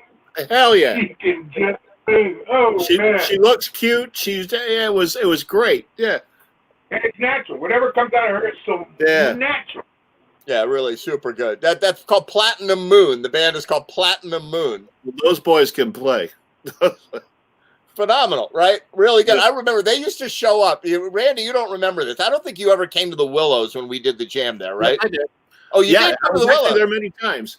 But Oh, that's really? how I met what's his name? The guy that's now in LA. He used to sing all the Billy Preston songs. Was his Anyway, name Elliot? His name was L.A. That's right. You're right. Lawrence Alexander. Yeah, you're right. L.A. Anyway, go on. Yeah. So yeah, that's right. Of course. Yeah. Of course you were there. My God. And Winston was there, and Billy Foster was there. That's for sure. Yep. Back in the ancient times of the jam. But the Klettner boys used to come. I don't know if you remember them from there, Randy. I don't remember them. No. They used to open up. The dad used to come up to me and he would say, "Hey, could my kids open up for the jam?" And I'm like, "Yeah, not really. It's a bar. And, I don't think it's appropriate." He's like, "Oh no, they're good. They can play." And sure, sir. I'm sure you think your sons are good. Yes, right. They were like 6 and 8. I swear to God. Outrageous. Oh, they kill. They kill. So you know, I talked to the dad, and what I tried to do was I tried to get them to come to the 11th and open for the show. I said, I know it doesn't have to be the same genre of music, because when these people look at your age and hear you, they're going to go wild. They're going to go crazy for you, you know? But the first time we got the date transferred, and I don't know what happened the second time, but I wanted those kids there. They're great. That was a great version of that song. Hey, I got to give you a compliment. One of the girls that was listening to a whole bunch of the tape said to me the other day, she goes, Ed Train is the guy that runs this. And I said, well, Ed runs one. Yeah, all of those are the ones. I said, yeah. Okay, it's a jam session. She's in a... Wait, your microphone is breaking up just as you're paying me some sort of compliment. Yeah, that's right. Or something. You're like, yeah. Poor Ed, Say it again. Start the story lean again. into your microphone and say it louder. Say it again. Oh, can you hear me now? Yeah. All right. So what she said was, the thing that got her attention was one song was Leonard Skinner, the next song was Bill Withers, the next song was Led Zeppelin, the next song was The Temptations, and the last song was Tower of Power. She goes, you know, nobody goes through all of that stuff, you know? So I said, there was no limits in the jam. We brought all the musicians we could in from the area, and when they played what they liked and what they knew, and the audience loved it. So that's the way it was. So I don't know where she is in Ohio, but Yeah, and they play what they like, and sometimes they know it. That's right. Sometimes they know most of it. All you need is one person to sort of know it, and then you're like, all right, I'm following. And it helps if they're a bass player, but otherwise you're like, I'll follow anybody. And you watch everybody in a pirouette turn to each other as the bridge approaches, going, does anybody have any goddamn idea what happens on this bridge? Yeah, but you get through it. Exactly. All right, check this out. I got to play this. I got to do it.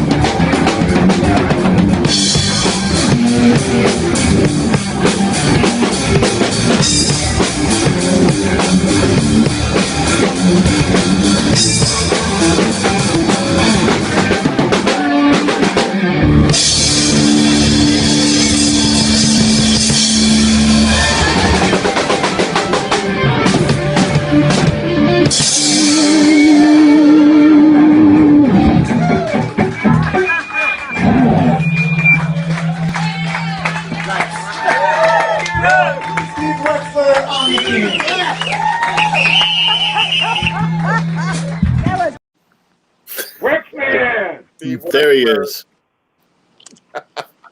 So good. So him. Wexler. Oh my God. That's so him. Living at full Oh my speed. God. It was so him. That was a good one. That was definitely a good one. And do you remember there was one Glad to time one have of your that. jams at Peaches, whatever it was. Yeah, Peaches upstairs. There was some guy who came on to play drums, and he was actually louder than Steve. Yes. And you Yes. looked at me and you went, Uber Wexler. Uber Wexler. I remember saying that. I remember, but Yes. who was that? I have no idea. I don't think I'd say it if I knew, but I really can't remember who it was. But he sat down and he did the whole thing, and it was 2x, 3x louder than Steve. That's And funny. you were I just like, remember that. Uber Wexler. I remember that. It was my drum set, so I was like, "Oh God, I'm going to need new heads after this." Wexler would put Wexler dents in the head. was there one night when he played, and I was sitting on the little couch over there, and I can't remember the tune, but it was a hard rock tune. And the guy started to get off, and Wexler actually walked over, sat down on the little table in front of me, just stared at me for a second, and go, "So?" That's exactly what he said. He sounds good. So? And Wexler didn't think he was loud. No. Wex didn't think he was loud at all. I know. Not at all. I know. Because the sound on a drum set goes that way, Yeah, but when you have glass behind you, it kind of shoots that way. It doesn't just go that way, I got to tell you, my hearing misses Steve Wexler. I mean, like getting that snare drum like a bullet through your ear every time it hit. I remember. I think it was Ray Simonelli. He's really conscious. He's a quiet player. Right. And I one time he just saw Steve walk in. He's like, "Oh, I gotta go. He's packing up his shit as soon as he saw Steve come around the stage. He's like, "Oh, I gotta get out of here." He's almost entirely deaf on one side, Ray. Oh yeah, I didn't know that. Yeah. And he says the only time he can hear is when Wexler plays, and it hurts. Yeah, that sounds about right. Well, I always used earplugs, always. And one night I was playing with a metal band. I was playing rhythm guitar in a metal band. And one of the earplugs came out, and somehow I didn't notice it. And that was the side that the lead guitarist Marshall amp was on. And I wasn't the same for months afterwards. Yeah. I mean, I loved metal, but I just didn't want to ruin my hearing. Metal's kind of like, primal scream therapy. I don't actually like to listen to it that much, but I like to play it, But the bullshit that when you play metal, if you think of some of the famous metal bands, not the ones that everybody jumps up and screams and throws each other in the audience, but some of the famous metal bands have so much nuance in what they do. It's not bad, it's really great rock. But it's You're totally right. Yeah, that's very true. It's true, but they kept the audiologists in business for decades. Oh, hell yeah. Oh, yeah. I think to this day, I saw everybody back in the day, all the loud bands, the Who, but the loudest performance, I think I do have hearing damage from it, there was a little place in Norwalk called Friar Tuck's. Oh, yeah. Yes, okay, and it was roughly where ShopRite is now. There's this little hut, and I saw the Ramones there. And they were great. They were fun. But the Ramones brought in the same number of Marshalls that they would have used for the Garden. And and to this day, I've never heard anything. I saw him at the Steak and Brew in Portchester, same thing. Little tiny place, speakers everywhere, and you could literally, the bar was around the corner against, literally standing at the bar, every glass was shaking. There you go. That's it. Every single one. Yep. And if you next time you see Arena, ask Arena about Joey Ramone. Joey was stoned out of his mind. Yeah, I'm sitting there with Lester Chambers and Harvey Brooks, and he comes over to the table, and he starts hitting on Arena big time. And Arena's looking at me going, please get me out of this. And I'm laughing my ass off. It was funny enough. She'll never forget it. She'll never forget it. Joey Ramone. That's really funny. So why were they playing these relatively small places? They needed money. They needed money. They were coming up. I mean, I was an early adopter of punk. So they were coming. Their first album was out. I don't think their second album was out. So they were still CBGBs and similar places where within the tri-state area. Yeah, and then they went poof and they got used to big. play in a circle, around the city. Yeah, and no, I saw them like see them 5 every times. 6 months. And I saw them at all, similar shitholes to Friar Tuck's in Norwalk. What was the rock chick's name? They got really, really drunk on stage all the time and was really wasted. Patti Smith. Yeah. I'm Kreskin. Ramones played the Steak and Brew in Portchester. Yep. And we couldn't believe they were there. We went. Wasn't my genre of music. But it was the I liked her, but I know. Songs. The band was not killer. Later, The band was not killer. No, they weren't. And then 2 weeks later, they were fun. I'm at a what's the one across from the train station? We say Tumbledown Dicks. I'm at Tumbledown Dicks, and I get a phone call. Patti Smith's playing at the Steak and Brew. Oh, I You gotta be kidding me! I take a ride down there. There's like only 22 people in the place. Her band's on stage rocking like crazy, man. Right. It was like, they were great, and she was disgusting.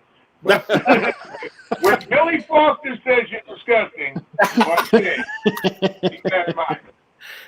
Billy raises the bar on lowering the bar. Yes. She used her microphone, if you know what I mean. Oh, come on.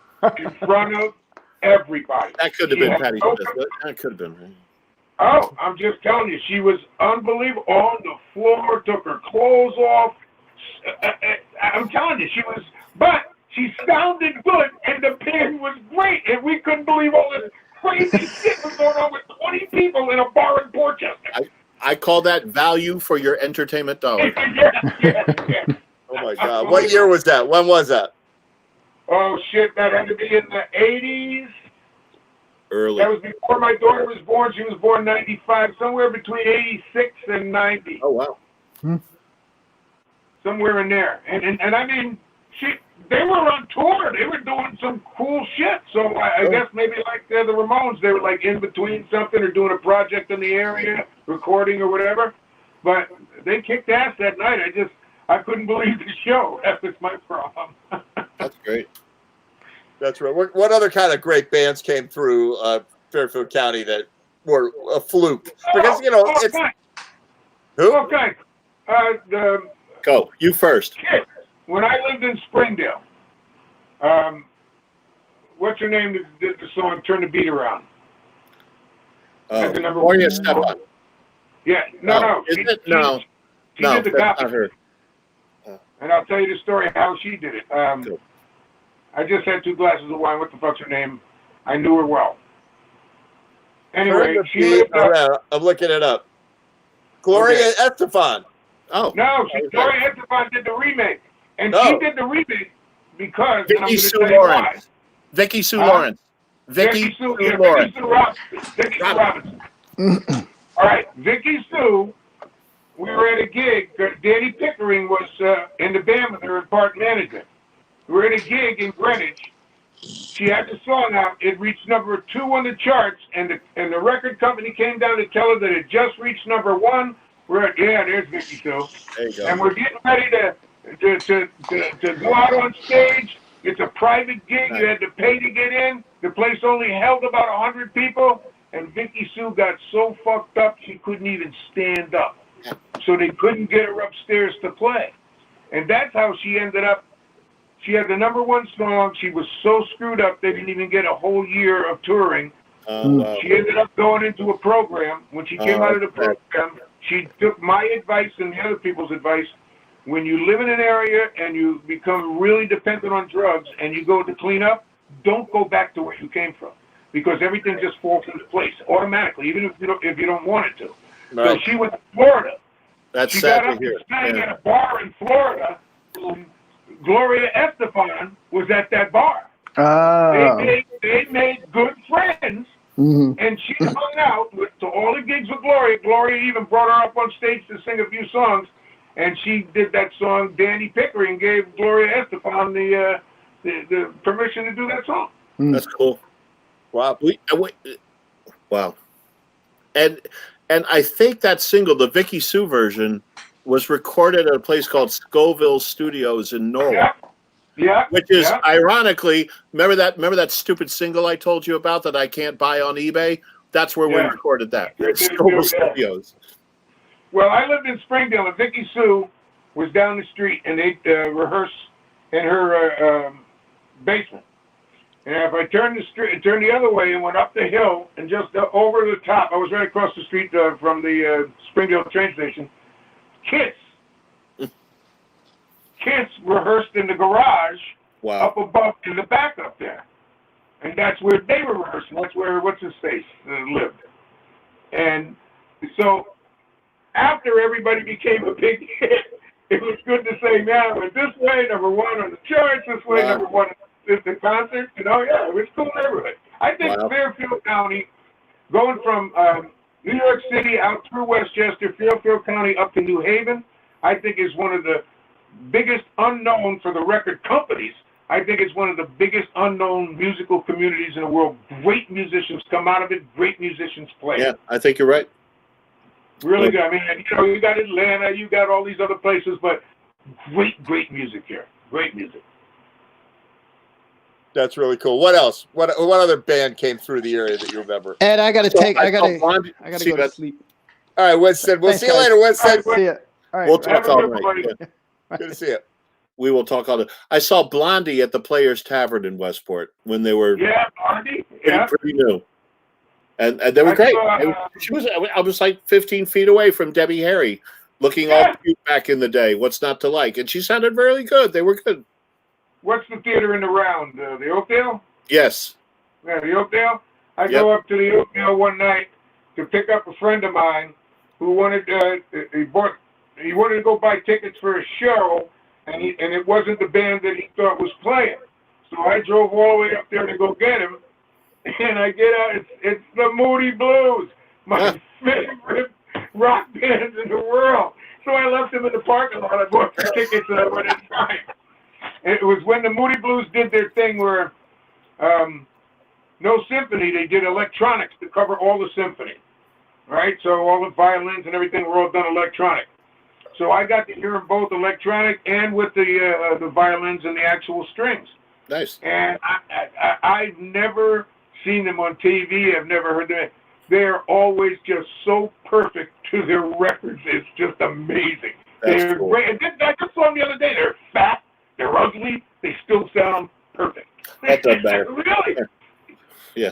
That's why God invented headphones. Just Yes. Oh, shit. All right, you guys. I got one more. I got one more person that I'm going to play right now. You guys can hang out or you can fly. Whatever. Yeah, well, we got to see this, right, Bill? My granddaughters went to bed. I'm cool. Yeah. All right, here we go. This is Kyle. Kyle would come down to the jams a bunch. Here we go. Let me see if I can push the right button.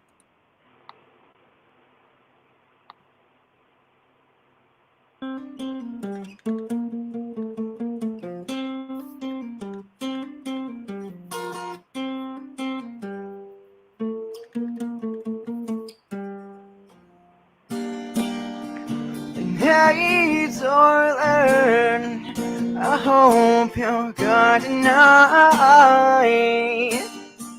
And I know you don't feel right when I'm leaving. Yeah, I want it, but no, I don't need it.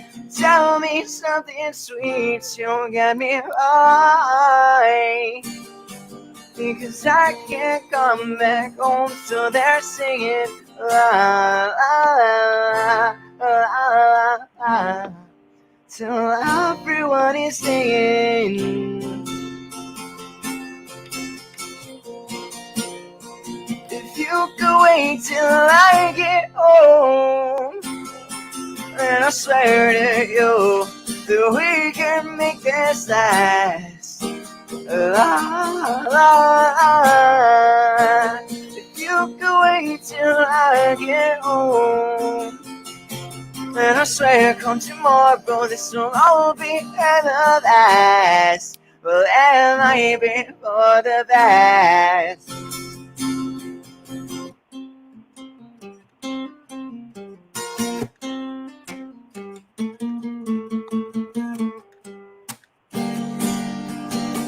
Hey, sweetie, well, I need you here tonight. And I know you don't wanna be leaving me. Yeah, you want it, but I can't help it. I just feel complete when you're by my side. But I know you can't come home, so they're saying la la la la la la.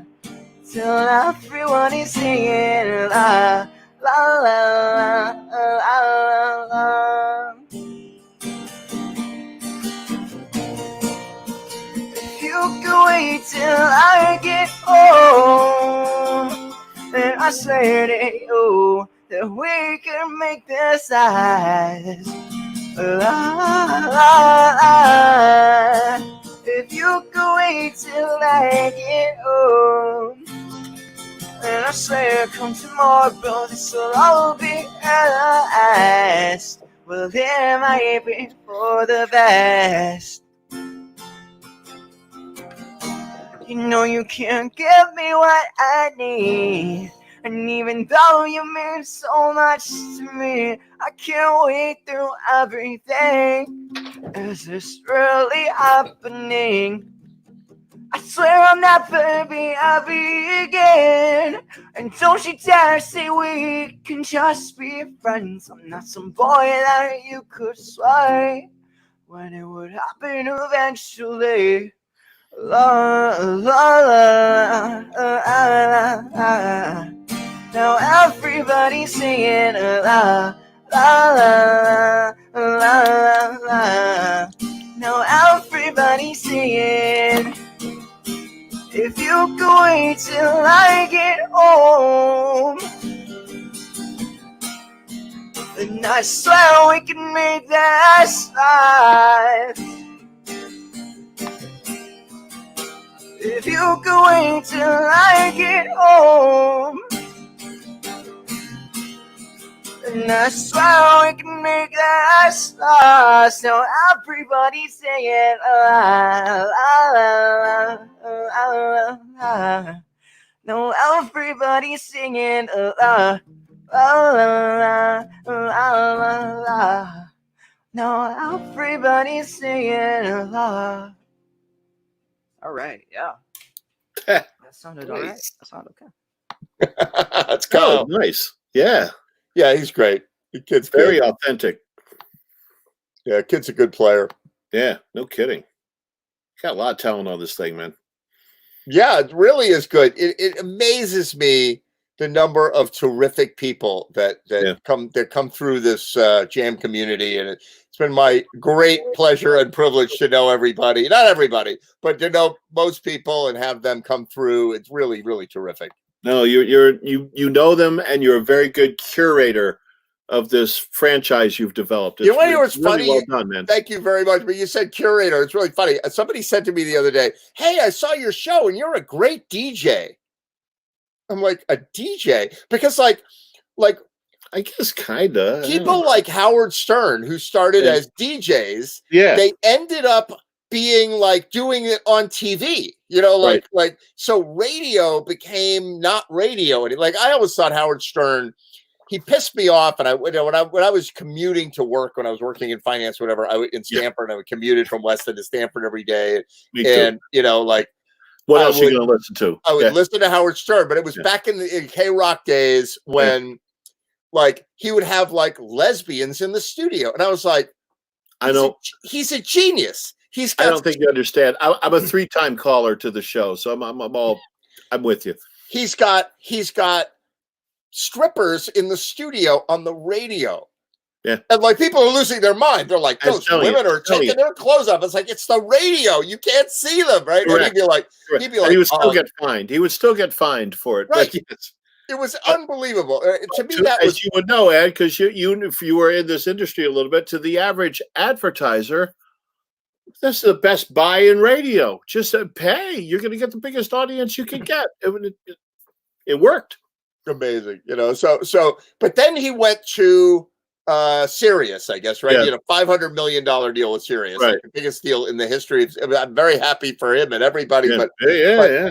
he did that giant deal, and but now he's on TV. And like you can see the strippers. I'm like, I don't want to see the strippers. I want to hear them in my imagination with Howard Stern, like the theater of the mind, as they would say. Yes, I don't think he's doing that. Well, I listen to him still. He is definitely matured. He's a over 65 version of Howard Stern. He married, and he. But I haven't seen the film on the. I guess there's an app where you can see some video of him. But he's definitely not the same guy as the lesbians and strippers back then. Oh my God, So, but he's a good interviewer. So he gets really. Look who's here. It's a musician. Hey, what's happening? Hey, how you doing, man? How's things by you? We're doing good. We got 10 minutes. You can squeeze in a song or two. Give us something. I watched a little bit of it. I saw your little Billy thing that you showed up on there. Oh, fantastic! Here, you better hurry. We got a 4-hour time limit. We like evaporate in 10 minutes. So play a song. I At least you blew up soon, so it was a matter of get on now or don't. Do it. Play a song. Great. Fantastic. Great to see you, Tom. Sure. But, wait a minute. Let me grab my pick. Hold on one second. Tom from Venice, California. Oh, you got to get his pick. The clock is running, Tom. Like, well, it's my right. God. Yeah, Howard Stern. I was a big fan. But so somebody called me a DJ because DJs now are on screen. I guess I'm a DJ. I guess technically kind of, but you've blended a lot of talk and current events, and it's definitely music based. I mean, I would say 80% is, but the 20% is very diverse. It's a lot of fun. Yeah. All right, Tom, go for it. Play us a song. Okay. I don't know what to play. Tim O'Brien. There you go.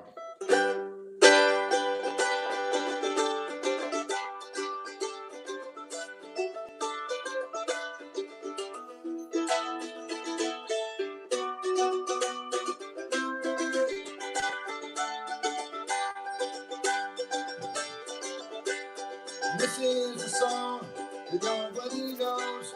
I couldn't begin to describe how it goes, but it makes me cry.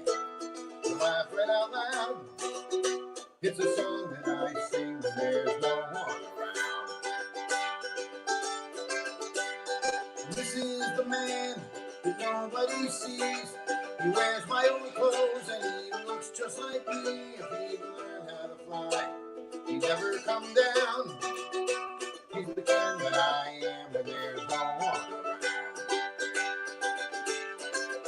And it's 4 in the morning, and I'm lying in bed with a tape of my fingers playing inside my head. It's heartaches and hard knocks and things I don't know. I listen and wonder, where will it go? This is a glimpse of the child within. So insecure, but he's still my best friend. He's just one of the boys who gets lost in the crowd. He's the kid that I am when there's no one around. This is the dance I do every day. I let my feet go and they wander away. Well, I let my soul lead and I follow the sound. It's the dance that I do when there's no one around.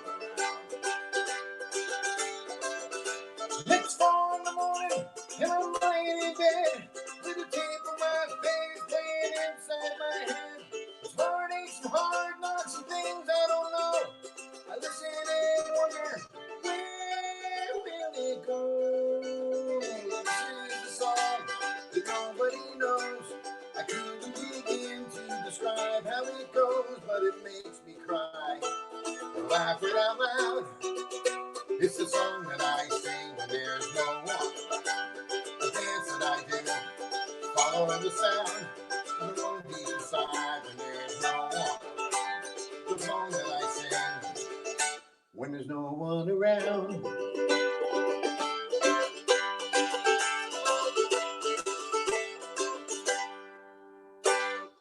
Hi. Yeah. Thank you. Nice job, man. Great. Coffee and Bailey's, which is really good. There you go. That's the way to round up the night. Yeah, I know. I have my regular thing. Oh, yeah, my benchmark whiskey. Yeah. Oh, there There you go. Oh, you go to the good stuff now, right? Yeah. Done with class. Yes, perfect. And I'll tell you what. Did you see those crab legs that I posted up there before? Oh, my Wow, God. that looked so good. He posted some king crab legs that he was making. Oh God, I Phenomenal. love king crab. Two, Oh two God, and a half yeah. pounds of crab legs, $30. Wow. I would gladly pay. Oh, I I ate love until it. I was sick. It was horrible. And give me a nice cold bottle of Chardonnay to go with it. There you go. All right, do one more song for us. We got just enough time. Okay, I know I'm running you short on time here. How about I had one in mind, but I'm doing something else instead. I'll do the Irish song written by a Texan. All right, go for it. Oh boy. Which is Steve Earle's song. Here it is.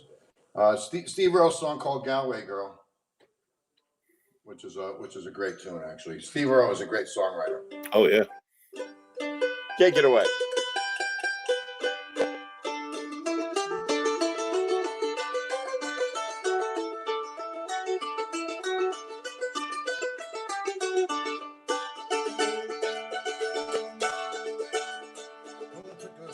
Down the old long walk of a day, I hate.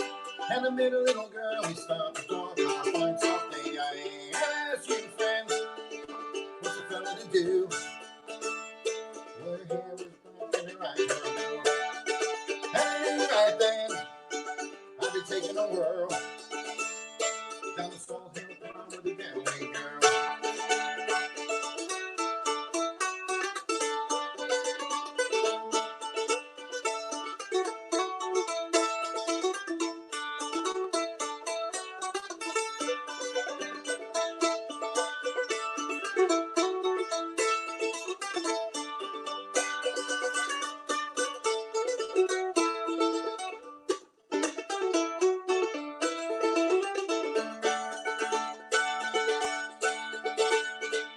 Halfway there when the rain came down over the I and she asked me up to a flat downtown outside South Bay. I asked you, friend, what's a fella to do?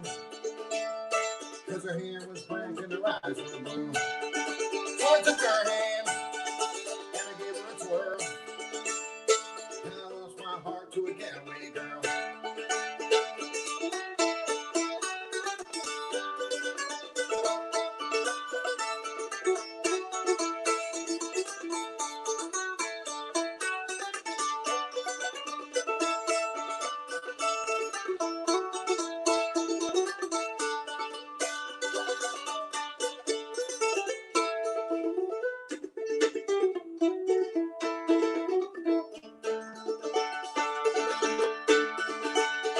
When I woke up, I was all alone, with a broken heart and a ticket home. And I asked you, friend, tell me what would you do? Cause her hair was black and her eyes were blue. I traveled around, been all over this world. Boys, I ain't never seen nothing like a Galway girl. Boys, I ain't never seen nothing like a Galway girl. Boys, I ain't never seen nothing like a Galway girl.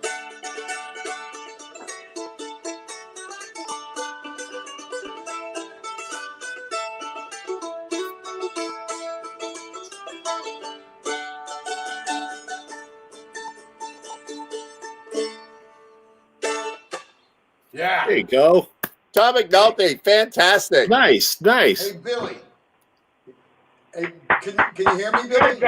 Yeah, he hears you. No, My wife I is, couldn't. Everybody all of a sudden went dead. I couldn't hear any of you. I kept shutting it off and coming back to try again. I just got it. I heard the end. What? I heard the very. We're gonna have to go back and watch it. Yeah, I was going to say, hey Ed, that secret private room thing really worked. Yeah, right. Exactly. Actually, my wife was asking me if I told, you know Carol Nielsen? Carol Zaransky? Yeah. That's my sister-in-law. Oh, really? Yeah, and I know she knows you. I know you know her. And Oh, yeah. She worked for one of my girlfriends. I used to go out with the caterer. Small world. Yeah. Are you back? Are you up here? Are you at the Berkshires now, or are you still in Florida? I'm still in Florida. Actually, my dad just got out of the hospital today. Oh, is that right? How you doing?